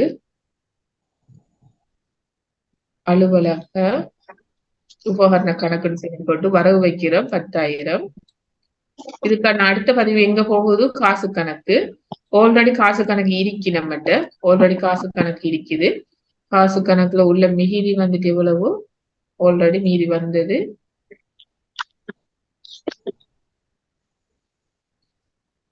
எவ்வளவு இருக்குது காசு கணக்குல? 1 lakh இருக்குது. 100,000. ஆல்ரெடி அந்த மீதியை போடுங்க. ஆல்ரெடி நம்ம உருவாக்கிட்ட வந்துட்டு. சோ நான் இப்ப வந்துட்டு இந்த சுவிட்ச் ஆஃப் அந்த பவர் ஆனதால கட் பண்ணதால அந்த எல்லாம் இரேஸ் ஆயிட்டு வந்துட்டு. சோ நீங்க ஆல்ரெடி நான் செஞ்சோட சேர்த்து செஞ்சு கொள்ளுங்க. இப்ப காசு கணக்குல ஆல்ரெடி 100,000 இருக்குது. இப்ப வந்துட்டு அலுவலகத்தை கொள்வனவு செஞ்ச அலுவலக உபகரணத்தை கொள்வனவு செஞ்ச அலுவலக உபகரண கணக்கு வரவு 10,000. காசு நம்மளை விட்டு போறதால காசை எப்படி குறைக்கலாம்? செலவு பட்ஜெட்டை குறைக்கலாம். சோ 10,000 கழிக்கிறோம். காசு கணக்குல இருந்து 10,000 கழிக்கிறோம். இதுல விவரம் வந்துட்டு எப்படி இருக்கும்? எந்த டேட்ல நடக்குது? 5ஆம் தேதி 1ஆம் மாசம் 2022. அதுல திகதி எழுவணும். அதுக்கு பக்கத்துல வந்துட்டு இதுக்கான ஆப்போசிட் டிரான்சாக்ஷன் எங்க போகுது? அலுவலக உபகரணத்துக்கான ஆப்போசிட் டிரான்சாக்ஷன் எங்க போகுது? காசுல வந்துட்டு போகுது. அப்ப அதுல விவரம் வந்துட்டு காசு ஆப்போசிட்டா இருக்கிற நேம வந்துட்டு அந்த அக்கௌண்ட் நேம வந்துட்டு எழுதுனா சரி. சோ அலுவலக உபகரண கணக்கு தானே அந்த டிரான்சாக்ஷன் போறதுல காசு கணக்குல வந்துட்டு இங்க வந்துட்டு அலுவலக உபகரணம்னு சொல்லிட்டு வைக்கணும்.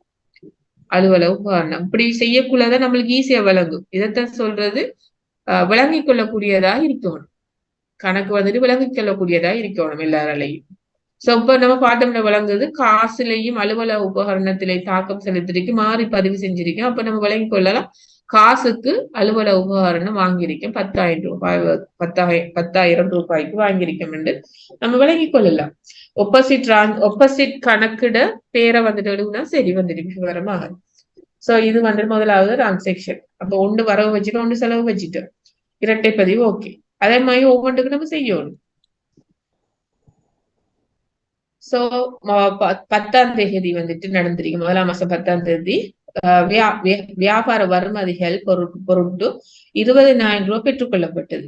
வருமதிகள் வந்துட்டு பெற்றுக்கொள்றோம். வருமதின்னு சொல்றது என்ன அர்த்தம்? வந்துட்டு வர வேண்டியது. கடனுக்கு பொருளை வித்திருக்கிறோம், அவற்றை இருந்து நம்மளுக்கு வரணும் காசு. இப்ப வருமதிகள் ஆல்ரெடி இருக்கு நம்மகிட்ட 50,000. இப்ப வந்துட்டு டிரான்சாக்ஷன் நடக்குது என்னன்னா 20,000 அந்த 50,000 இருந்து 20,000 பெற்றுக்கொண்டுட்டோம். கிடைக்குது நம்மளுக்கு. ஒரு குறிப்பிட்ட நபர் வந்துட்டு நம்மளுக்கு காசு தரணும். அவர் 20,000 ரூபாய் தந்துட்டாரு. 20,000 ரூபாய் தந்த என்ன பதிவு? நம்மகிட்ட காசு வருது. இப்ப காசு கூடுமென்ற அடிப்படையில காசு கணக்குல வரவு வைக்கணும் 20,000. அடுத்த பதிவு எங்க வரும்? வருமதிகள்ல ஆல்ரெடி 50,000 ரூபாய் தரோணுமெண்ட் வச்சுதான் இருக்கும். வருமதியில தரோணுமெண்ட் அடிப்படையில வரவு வச்சிருக்கேன். இதை வந்துட்டு 20,000 கழிக்கணும். தந்துட்டாருன்னு அவர் தர வேண்டிய அமௌண்ட் வந்துட்டு குறையும் தானே. அப்ப அந்த சொத்து குறையும் என்ன செய்யணும்? வருமதி கணக்குல வந்துட்டு செலவுல 20,000 வைக்கணும். அப்ப இந்த டிரான்சாக்ஷனை செஞ்சு கொள்ளுங்க. காசு கணக்குல வரவு வைங்க 20,000. வருமதி கணக்குல வந்துட்டு செலவு வைங்க. அவர் தந்துட்டாருண்டா அவர் அமௌண்ட் வந்துட்டு அவர் தர வேண்டிய அமௌண்ட் குறையிற அடிப்படையில வருமதி கணக்குல செலவுல 20,000 போடணும் கழிக்கிறதுக்காக வேண்டி. 20,000 போட்டு அதுக்கான ஆப்போசிட் பேரை வந்துட்டு எழுதுனீங்கன்னா சரி. அந்த டேட்டையும் போட்டுக்கொள்ளுங்க. சோ இது வந்துட்டு 2வது. நான் சொல்ல கொஞ்சம் செஞ்சு கொள்ளுங்க.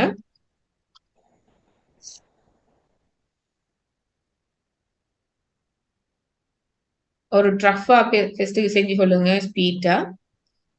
சோ அடுத்தது வந்துட்டு வங்கி கடன் 12ஆம் தேதி நடக்குது. நிறுவனம் வங்கி கடனாக 1,00,000 பெற்றது. வங்கி கடனா 1,00,000 பெற்றிருக்கு. ஆல்ரெடி வங்கி கடன் எவ்வளவு இருக்குது? 8,50,000 இருக்கு. அதுக்கு மேலதிகமாக இப்ப வந்துட்டு 1,00,000 வாங்குறாங்க.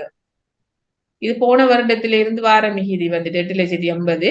இப்ப வந்துட்டு 1,00,000 வந்துட்டு வங்கி கடனாக பெற்றுக்கொள்றாங்க. அப்ப ஆல்ரெடி வங்கி கடன் கணக்கு இருக்குத்தானே. அப்ப வங்கி கடன் கணக்குல வரவு வைக்கணும் 1,00,000. சாரி, வங்கி கடன் வந்துட்டு பெற்றுக்கொண்டோம்னா என்ன என்ன என்ன நடக்குது? என்ன நம்மளுக்கு வருது? காசு வருது. வங்கி கடனை பெற்றுக்கொண்டோம்னா காசு நம்மளுக்கு வருது 1,00,000. அப்ப காசு கணக்குல வரவு வைக்கணும் 1,00,000. அதே மாதிரி அடுத்த பதிவு எங்க போகுது? வங்கியில கடன் எடுத்தோம்னா அவங்களுக்கு கொடுக்கணும் அடிப்படையில பொறுப்பு வந்துட்டு என்ன செய்யும்? கூடும். வங்கி கடன் எடுத்தோம்னா காசு நம்மளுக்கு வருது, அவருக்கு கொடுக்கணும் அடிப்படை அந்த குறிப்பிட்ட வங்கிக்கு கொடுக்கணும் அடிப்படையில பொறுப்பு. அப்ப பொறுப்புல வந்துட்டு செலவுல கூடுதுண்டா. பொறுப்பு கூடுதுண்டா என்ன அர்த்தம்? செலவு பக்கம் வைக்கணும். இப்ப காசு கணக்குல ஆல்ரெடி காசு கணக்கு இருக்கு. காசு கணக்குல வரவு வைங்க 1,00,000. வங்கி கடன் ஆல்ரெடி 8,50,000 செலவு பக்கம் இருக்கி. அதோட 1,00,000 கூட்டுங்க செலவு பக்கம்.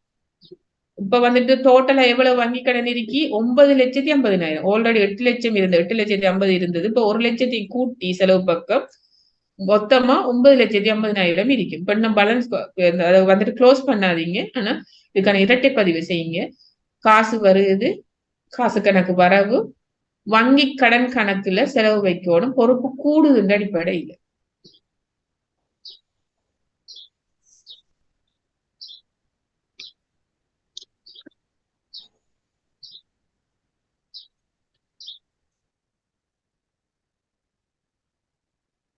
அடுத்தது வந்துட்டு உரிமையாளர் மேலதிக மூலதனமாக 5 லட்சத்தை முதலீடு செய்தார். ஆல்ரெடி 2 மில்லியன் இருக்குத்தானே, இப்ப அதுக்கு மேலதிகமா இன்னும் ஒரு 5 லட்சத்தை முதலீடு செய்யறாரா. அப்ப முதலீடு செய்வாருன்னா மூலதன கணக்குல கூடும் தானே, அவருக்கு கொடுக்க வேண்டிய கூடும். நம்மளுக்கு மூலதனம் விட்டமென்ற நம்ம நிறுவனத்துக்கு என்ன வருது, காசு வருது. மூலதனம் செய்தாருன்னா வாரது என்ன, காசு. அப்ப காசு கணக்குல வரவு வைக்கணும் 5 லட்சம். மூலதனம் மேலதிகமாக இன்வெஸ்ட் பண்றாரு. சோ இன்வெஸ்ட் பண்ணினாருன்னா காசு கணக்கு வரவு, காசு வாரத்தால காசு கணக்கு வரவு 5 லட்சம். அடுத்த பதிவு எங்க போகும், செலவு பக்கம் பதிவு எங்க போகும், அவருக்கு கொடுக்க வேண்டியது, உரிமையாளருக்கு கொடுக்க வேண்டிய அமௌண்ட் வந்து கூடுதானே. ஆல்ரெடி மூலதன கணக்குல செலவு பக்கம் 2 மில்லியன் இருக்கு. இப்ப வந்துட்டு 5 லட்சத்தையும் கூட்டி காட்டணும். 5 லட்சத்தையும் கூட்டி காட்டணும். இப்ப அவருக்கு மொத்தமா கொடுக்க வேண்டியது 2,500,000.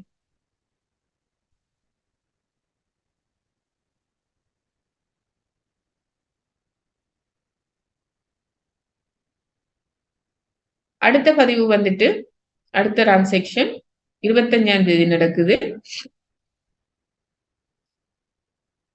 வாடகைக்கு வழங்கிய கட்டிடங்களில் வாடகை வருமானமாக, இது வருமானத்தோட சம்பந்தப்பட்டதா இருக்கு. ஆல்ரெடி மேலுக்கு நடந்தது எல்லாமே சொத்தும் பொறுப்போடையும் சம்பந்தப்பட்டது.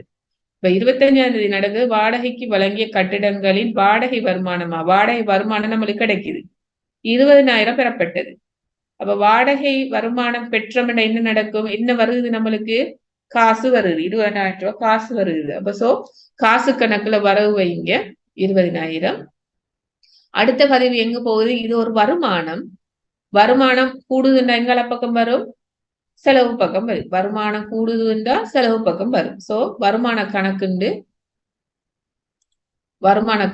ஒன்று உருவாக்கி, வருமானம் என்ற வாடகை வருமானம் அதை ஒழுங்கு அழுகி கொள்ளணும். வாடகை வருமான கணக்கு, வாடகை வருமான கணக்கு செலவு பக்கம் வைக்கணும் 20,000. இப்ப இதுக்கான விவரம் வந்துட்டு எப்படி எழுதுவோம், அடுத்த பதிவு எங்க போகுது, காசுக்கு போகுது. காசு கணக்கு வரவு, வாடகை வருமான கணக்கு செலவு, வருமானம் செலவு மீதி.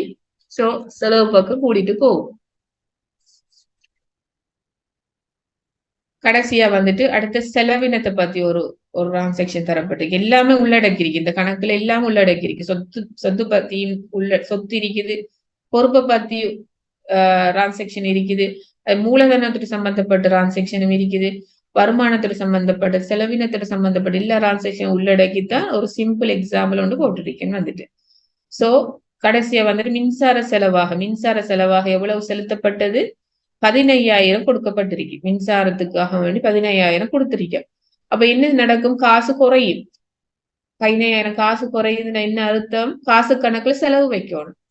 காசு கணக்குல செலவு வைங்க 15,000.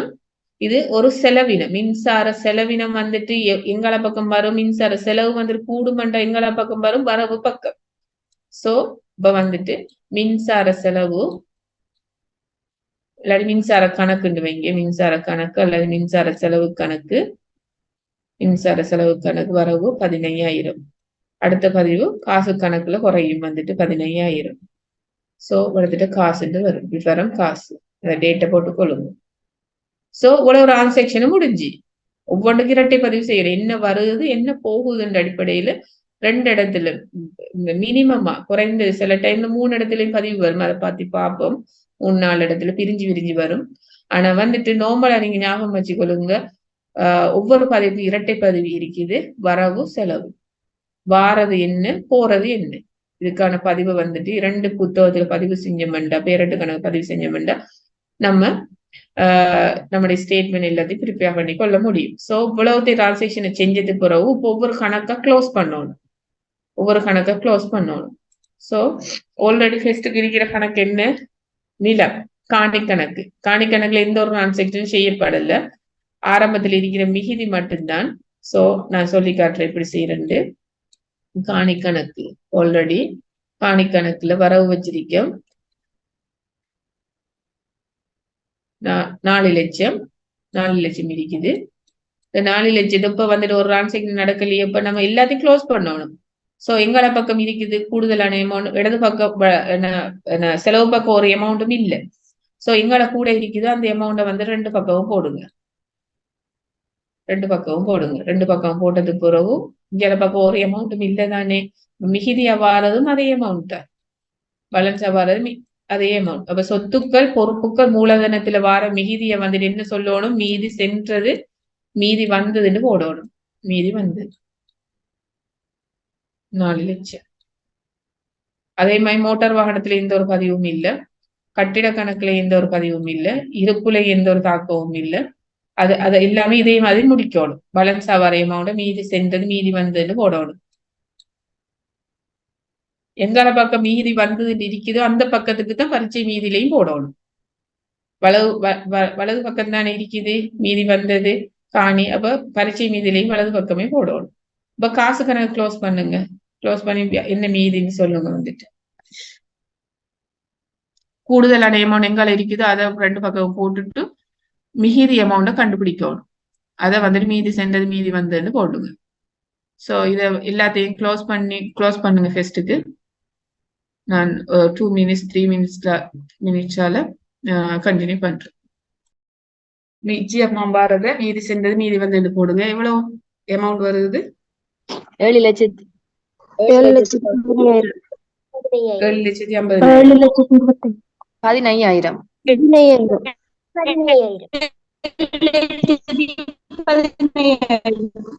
7,15,000. 7,15,000. ஓகே, ஒவ்வொரு ஆக்களுக்கு ஒவ்வொரு ஆன்சர் வருது. 7,20,000 வருது. 7,15,000. ஓகே, 7,15,000. ஓகே, அதை வச்சிருங்க, ஞாபகம் வச்சிருங்க. அடுத்தது வருமதிகளை வந்துட்டு க்ளோஸ் பண்ணினீங்கன்னா 50,000 இருக்குது வரவுல. ஆல்ரெடி அது இரட்டை பதிவுலையும் வந்துட்டு நம்ம 20,000 காசு கிடைச்சுன்னு சொல்லி பதிவு செஞ்சுதான் இருக்கோம். இப்ப அதை க்ளோஸ் பண்ணினீங்கன்னா வலது எந்த அமௌண்ட் கூடிய இருக்குதோ அதை ரெண்டு பக்கம் போட்டு மிச்சத்தை மீதி வந்தது மீதி சென்றதுன்னு கொண்டு போகணும். சொத்துக்கள் பொறுப்புகள் மூலதனம் உலகத்துக்கு தான் மீதி வந்தது மீதி சென்றது வரும். மற்றது வருமான கணக்குகளோ செலவின கணக்குகளுக்கோ மீதி வந்தது மீதி சென்றது வராது. அந்த மிச்ச அமௌண்ட் வந்துட்டு எங்க போகும்டா இலாப நட்ட கூற்றுக்கு போகும். அதை வந்துட்டு நம்ம இங்க க்ளோஸ் பண்ண தேவையில்லை. ஆனா பரீட்சை மீதில ஞாபகம் வச்சுக்கொள்ளுங்க, பரீட்சை மீதில எல்லா விடயமும் வரும், 5 கூறுகளும் வரும். நிதி கூற்றுல உள்ள 5 விடயங்களும் வரும். சொத்துக்களும் வரும், பொறுப்புகளும் வரும், மூலதனமும் வரும், வருமானம் செலவினம் எல்லாமே வரும். ஆனா வந்துட்டு இது அந்த நிதி கூற்றுகள் ப்ரிப்பேர் பண்ணும் பொழுதுதான் இது என்ன சொத்து பொறுப்பு மூலதனம் 3 வந்துட்டு நிதி நிலைமை கூற்றுல வரும், பேலன்ஸ் ஷீட்ல வரும். வருமானமும் செலவினமும் வந்துட்டு இலாப நட்ட கூற்றுக்கு போகும் வந்துட்டு. சரி, அங்கதான் பிரிப்படும். ஆனா பரீட்சை மீதுல எல்லா விடயமும் வரும். என்னென்ன நம்மகிட்ட இருக்கு, என்னென்ன கணக்குகள் இருக்குதோ எல்லாத்தையும் க்ளோஸ் பண்ணி அதுல மிகுதியை வந்துட்டு நம்ம பரீட்சை மீதுல போட்டு வரவு பக்கத்தையும் கூட்டி செலவு பக்கத்தையும் கூட்டி பார்த்து 2 ஈக்குவல்னா நம்மளோட கணக்கு சரி. அதுக்கு பிறகுதான் அந்த பரீட்சை மீதில உள்ள மிகுதியை வச்சுத்தான் நம்ம நிதி கூற்றுக்களை ப்ரிப்பேர் பண்ணணும். அதனால பிகினிங் நான் ஃபர்ஸ்ட்டுக்கு நம்மளுக்கு தெரியணும் பரீட்சை மீதி எப்படி ப்ரிப்பேர் பண்றது. சோ அதுக்கான ஒரு கணக்கு தான் நான் அவடத்தை போட்டிருக்கிறேன். ஒவ்வொன்றுக்கும் இரட்டை பதிவு செஞ்சு வார மிகுதியை வந்துட்டு பரீட்சை மீதி கொண்டு சென்று பரீட்சை மீதியை பேலன்ஸ் பண்ணிட்டு அந்த பரீட்சை மீதியை ட்ரையல் பேலன்ஸை வச்சுதான் அதுல உள்ள மிகுதியை வச்சுதான் நம்ம வந்துட்டு இது வந்துட்டு நிதி கூற்றுக்கள் எல்லாத்தையும் ப்ரிப்பேர் பண்ண போறோம். சோ இந்த வருமதியில க்ளோஸ் பண்ணியாச்சு. அடுத்து வங்கி கடன் இருக்குது, வங்கி கடனை க்ளோஸ் பண்ணுங்க. மீதி வந்தது மீதி சென்றதுன்னு வரும்.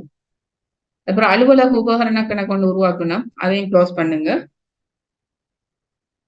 அடுத்தது கடைசியா வந்துட்டு வாடகை வருமானம் இருக்கு, மின்சாரம் இருக்கு. இரண்டும் வந்துட்டு என்ன வந்துட்டு இரண்டும் வந்துட்டு இது வருமானத்தோட சம்பந்தப்பட்டு, இது செலவினத்தோட சம்பந்தப்பட்டு. இது ரெண்டுக்கும் மீதி வந்தது மீதி சென்றது வராது, மீதி சென்றது மீதி வந்தது வராது. இது வந்துட்டு டைரக்டா வந்துட்டு இலாப நட்ட கூற்றுக்கு போறது வந்துட்டு. இதை வந்துட்டு வேணுமெண்டா இதை க்ளோஸ் பண்ணுங்க, இல்லாட்டி க்ளோஸ் பண்ண விடலாம் வந்துட்டு. ஸோ இந்த ஒரு பதிவு மட்டும்தான் இருக்குது. அதை நீங்க இப்படி ஒரு பேலன்ஸ் ஒன்று பண்ணி காட்டல, ஒரே ஒரு இது இருக்குமெண்டா அது ஜஸ்ட் நீங்க சும்மா ஜஸ்ட் ரெண்டு கோடு வந்துட்டு போட்டு காட்டுனீங்கன்னா ஓகே வந்துட்டு, அல்லது வந்துட்டு ஒன்றுக்கு மேற்பட்டது இருக்குமெண்டா அதை ரெண்டு பக்கம் பேலன்ஸ் பண்ணி அந்த மீதியை வந்துட்டு இலாப கூற்றுக்கு போகுமெண்டு போட்டீங்கன்னா சரி. ஸோ அல்லாட்டி நீங்க இப்படியும் போடலாம். 20,000 ரெண்டையும் பேலன்ஸ் பண்ணி காட்டுங்க, உங்களுக்கு வேணும் மட்டும் பேலன்ஸ் பண்ணுங்க. ஸோ 20,000 இந்த பக்கம் 20,000. ஸோ இல்ல 20,000 வரும். இது எங்க போகும்னா இலாப கூற்றுக்கு போகும். இலாப கூற்று. சோ இதையும் மாத்தினோம்னா இங்க இலாப கூற்றுக்கு போகும். பேலன்ஸ் வந்துட்டு இலாப கூற்று 15,000.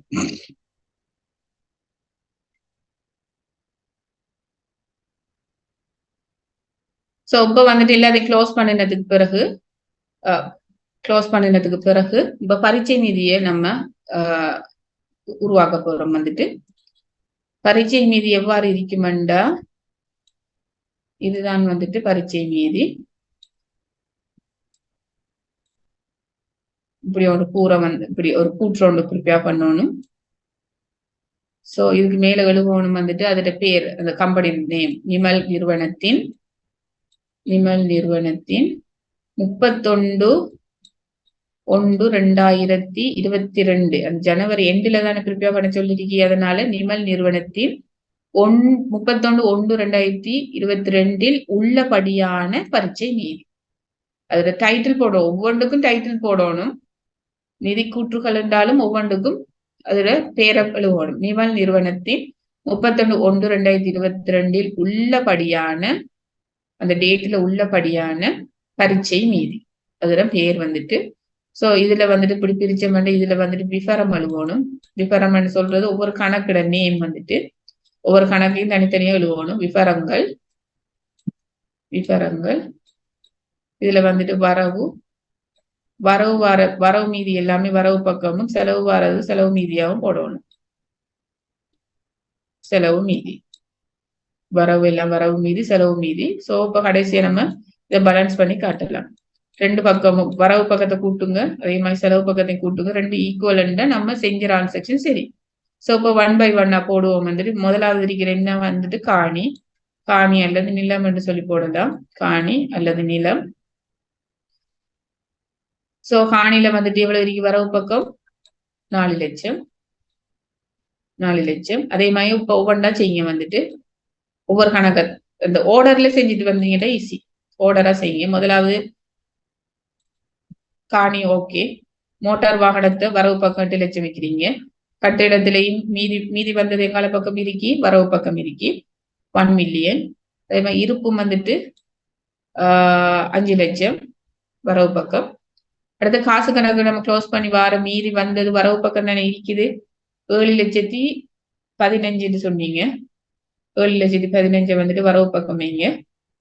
மீதி வந்ததுன்னு சொல்லி எந்த பக்கம் இருக்குதோ அந்த பக்கத்துக்கு தான் பரீட்சை மீதி போகும். அதுதான் மீதி. எந்த பக்கம் மீதி வந்ததுன்னு சொல்லிட்டு இருக்குதோ அதுதான் நம்மட பரீட்சை மீதியில பக்கம். சோ வலது பக்கம் வைக்கணும். அதே மாதிரி வருமதிகள் அதுல வந்துட்டு வாரது 30,000 ரூபாய். மீதி வந்ததுன்னு சொல்லி 30 இருக்கும், அதை போடுங்க. அடுத்து வங்கி கடனை க்ளோஸ் பண்ணுங்க. வங்கி கடன் க்ளோஸ் பண்ண எங்கால பக்கம் வரும், செலவு பக்கம் வரும். செலவு பக்கம் தானே மீதி வந்ததுன்னு இருக்குது, அந்த பக்கத்துக்கு போடுங்க. அதே மாதிரி மூலதன கணக்கையும் க்ளோஸ் பண்ணுங்க. அதுவும் வந்துட்டு செலவு பக்கம். இது தவிர வேற என்ன வந்துட்டு அலுவல உபகரண கணக்கு இருக்குது, வரவு பக்கம் வரும். அதே மாதிரி வேற ஏதாவது இருக்குதா? வேற ஏதாவது? அடுத்தது சோ அடுத்தது வந்துட்டு மேலுக்கு இருக்கிற ஒவ்வொன்றா பார்த்துட்டு வந்தோம்டா இப்ப கடைசியா இருக்கிறது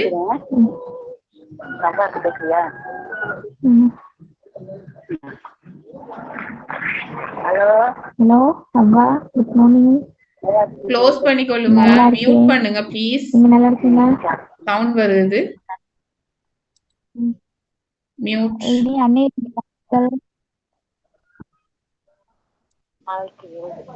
என்ன செய்றீங்க? So 1873 registration number, please mute.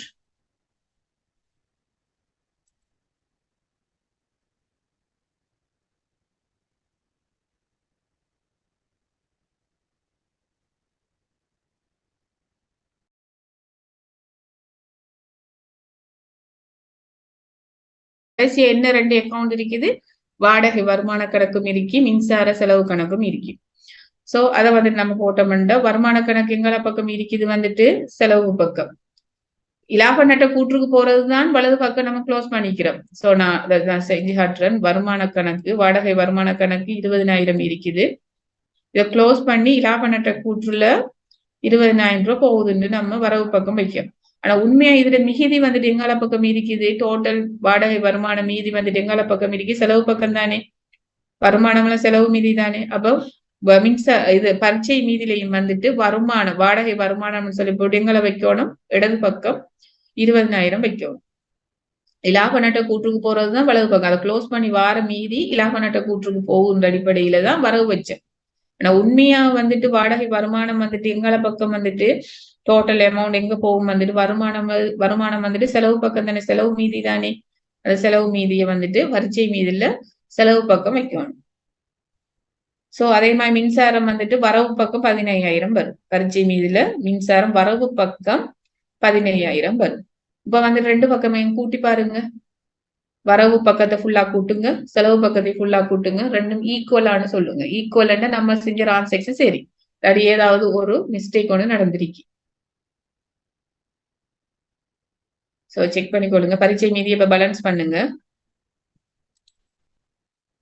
எல்லாத்தையும் ஒவ்வொன்றா பதிவு செஞ்சது பிறகு ஒவ்வொரு கணக்கையும் போட்டு போட்டு வரவு பக்கம் செலவு பக்கம் வரதுல போட்டது பிறகு வரவு பக்கத்தை கூட்டுங்க, செலவு பக்கத்தையும் கூட்டுங்க. ரெண்டு ஈக்குவலான்னு சொல்லுங்க. ஈக்குவல்ன்றா தான் பரீட்சை மீதி ஓகே.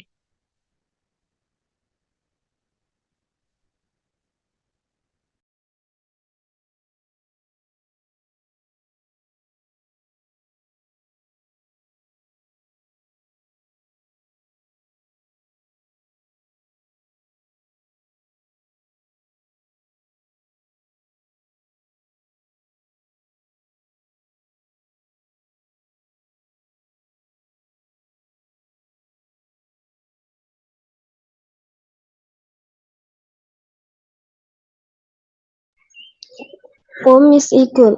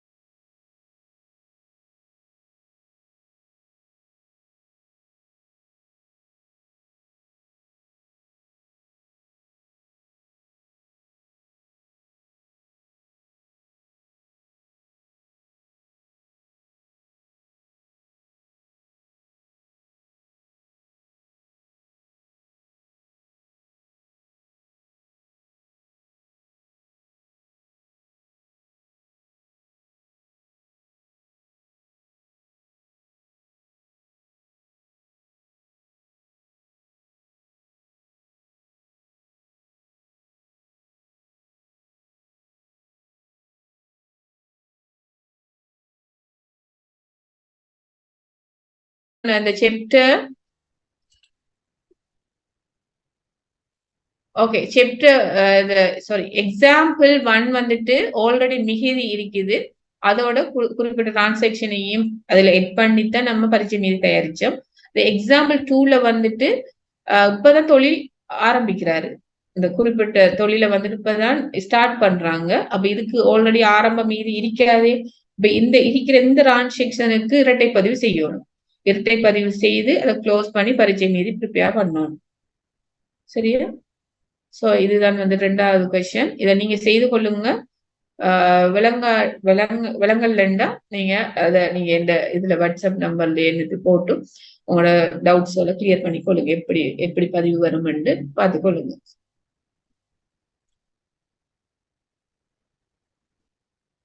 சோ இப்ப வந்துட்டு சாப்டர் 4 ஸ்டார்ட் பண்ணுவோம். சாப்டர் 4 ஸ்டார்ட் பண்ணும் போது உங்களுக்கு பிரேக் வேணுமெண்டா ஒரு 5 மினிட்ஸ் எடுத்துக்கொள்ளலாம், அல்லது நான் கண்டினியூ பண்ணிக்கொள்றேன்.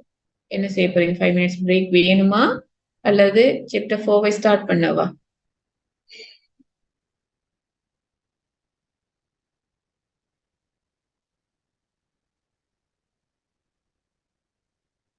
நம்ம சாப்டர் 3ல வந்துட்டு பார்த்தோம் இரட்டை பதிவு செய்து பரீட்சை மீதி ப்ரிப்பேர் பண்ற அளவுக்கு தான் பார்த்தோம். பரீட்சை மீதி ப்ரிப்பேர் பண்ணிட்டு அடுத்த ஸ்டெப் வந்துட்டு அடுத்தடுத்த சாப்டர் எல்லாம் வரும். சோ இந்த சாப்டர் 3 பரீட்சை மீதி ஸ்டார்ட் பண்றது மாத்திரம் தான். அந்த பரீட்சை மீதி வரைக்கும் தான் இந்த சாப்டர் 3. சோ அடுத்தது நம்ம அடுத்தது வந்துட்டு ஃபைனல் ஸ்டேட்மெண்ட்ஸ் எப்படி ப்ரிப்பேர் பண்றது அடுத்த சாப்டர்ல பார்ப்போம். அதுக்கு முதல் இந்த சாப்டர் வந்துட்டு சாப்டர் 4 வந்துட்டு சாப்டர் 3 வந்துட்டு பரீட்சை மீதியை ப்ரிப்பேர் பண்றது மாத்திரம். பேரட்டு கணக்குகளை உருவாக்கி அதை இரட்டை பதிவு செய்து பேலன்ஸை வந்துட்டு பரீட்சை மீதியை கொண்டு செல்றதா சாப்டர் 3. இப்ப சாப்டர் 4 வந்துட்டு நிறைய டிரான்சாக்ஷன்ஸ் இருக்குது, நிறுவனத்துல நிறைய டிரான்சாக்ஷன்ஸ் இருக்குது. அது நிறைய டிரான்சாக்ஷனுக்கு இரட்டை பதிவு தெரியணும், அதை மட்டும் தான் பாக்குறது. இங்க நம்ம இரட்டை பதிவு பத்தி நம்ம சாப்டர் 3ல பார்த்துதானே. இப்ப வந்துட்டு எடிஷனலா டிஃப்ரெண்ட் டிரான்சாக்ஷன் இருக்கு. நிறுவனத்தை எடுத்துக்கொண்டு எவ்வளவு டிரான்சாக்ஷன் இருக்குது. ஒவ்வொரு டிரான்சாக்ஷனுக்கும் நம்மளுக்கு தெரியணும் வந்துட்டு அதுக்கான பதிவு என்னன்னு தெரியணும். அதை வந்துட்டு நான் படிச்சுட்டு சாப்டர் 5ல தான் வந்துட்டு ஸ்டேட்மெண்ட் நிதி கூற்றுக்களை, ஒரு நிறுவன நிதி கூற்றுக்கள் எல்லாத்தையும் எப்படி ப்ரிப்பேர் பண்றதுன்னு சொல்லிட்டு பார்ப்போம் வந்துட்டு. இப்போ சாப்டர் 4 வந்துட்டு ஜஸ்ட் டிரான்சாக்ஷன், ஒவ்வொரு டிரான்சாக்ஷனுக்கு எப்படி இரட்டை பதிவு வரும் அதை பாக்குறதா சாப்டர் 4.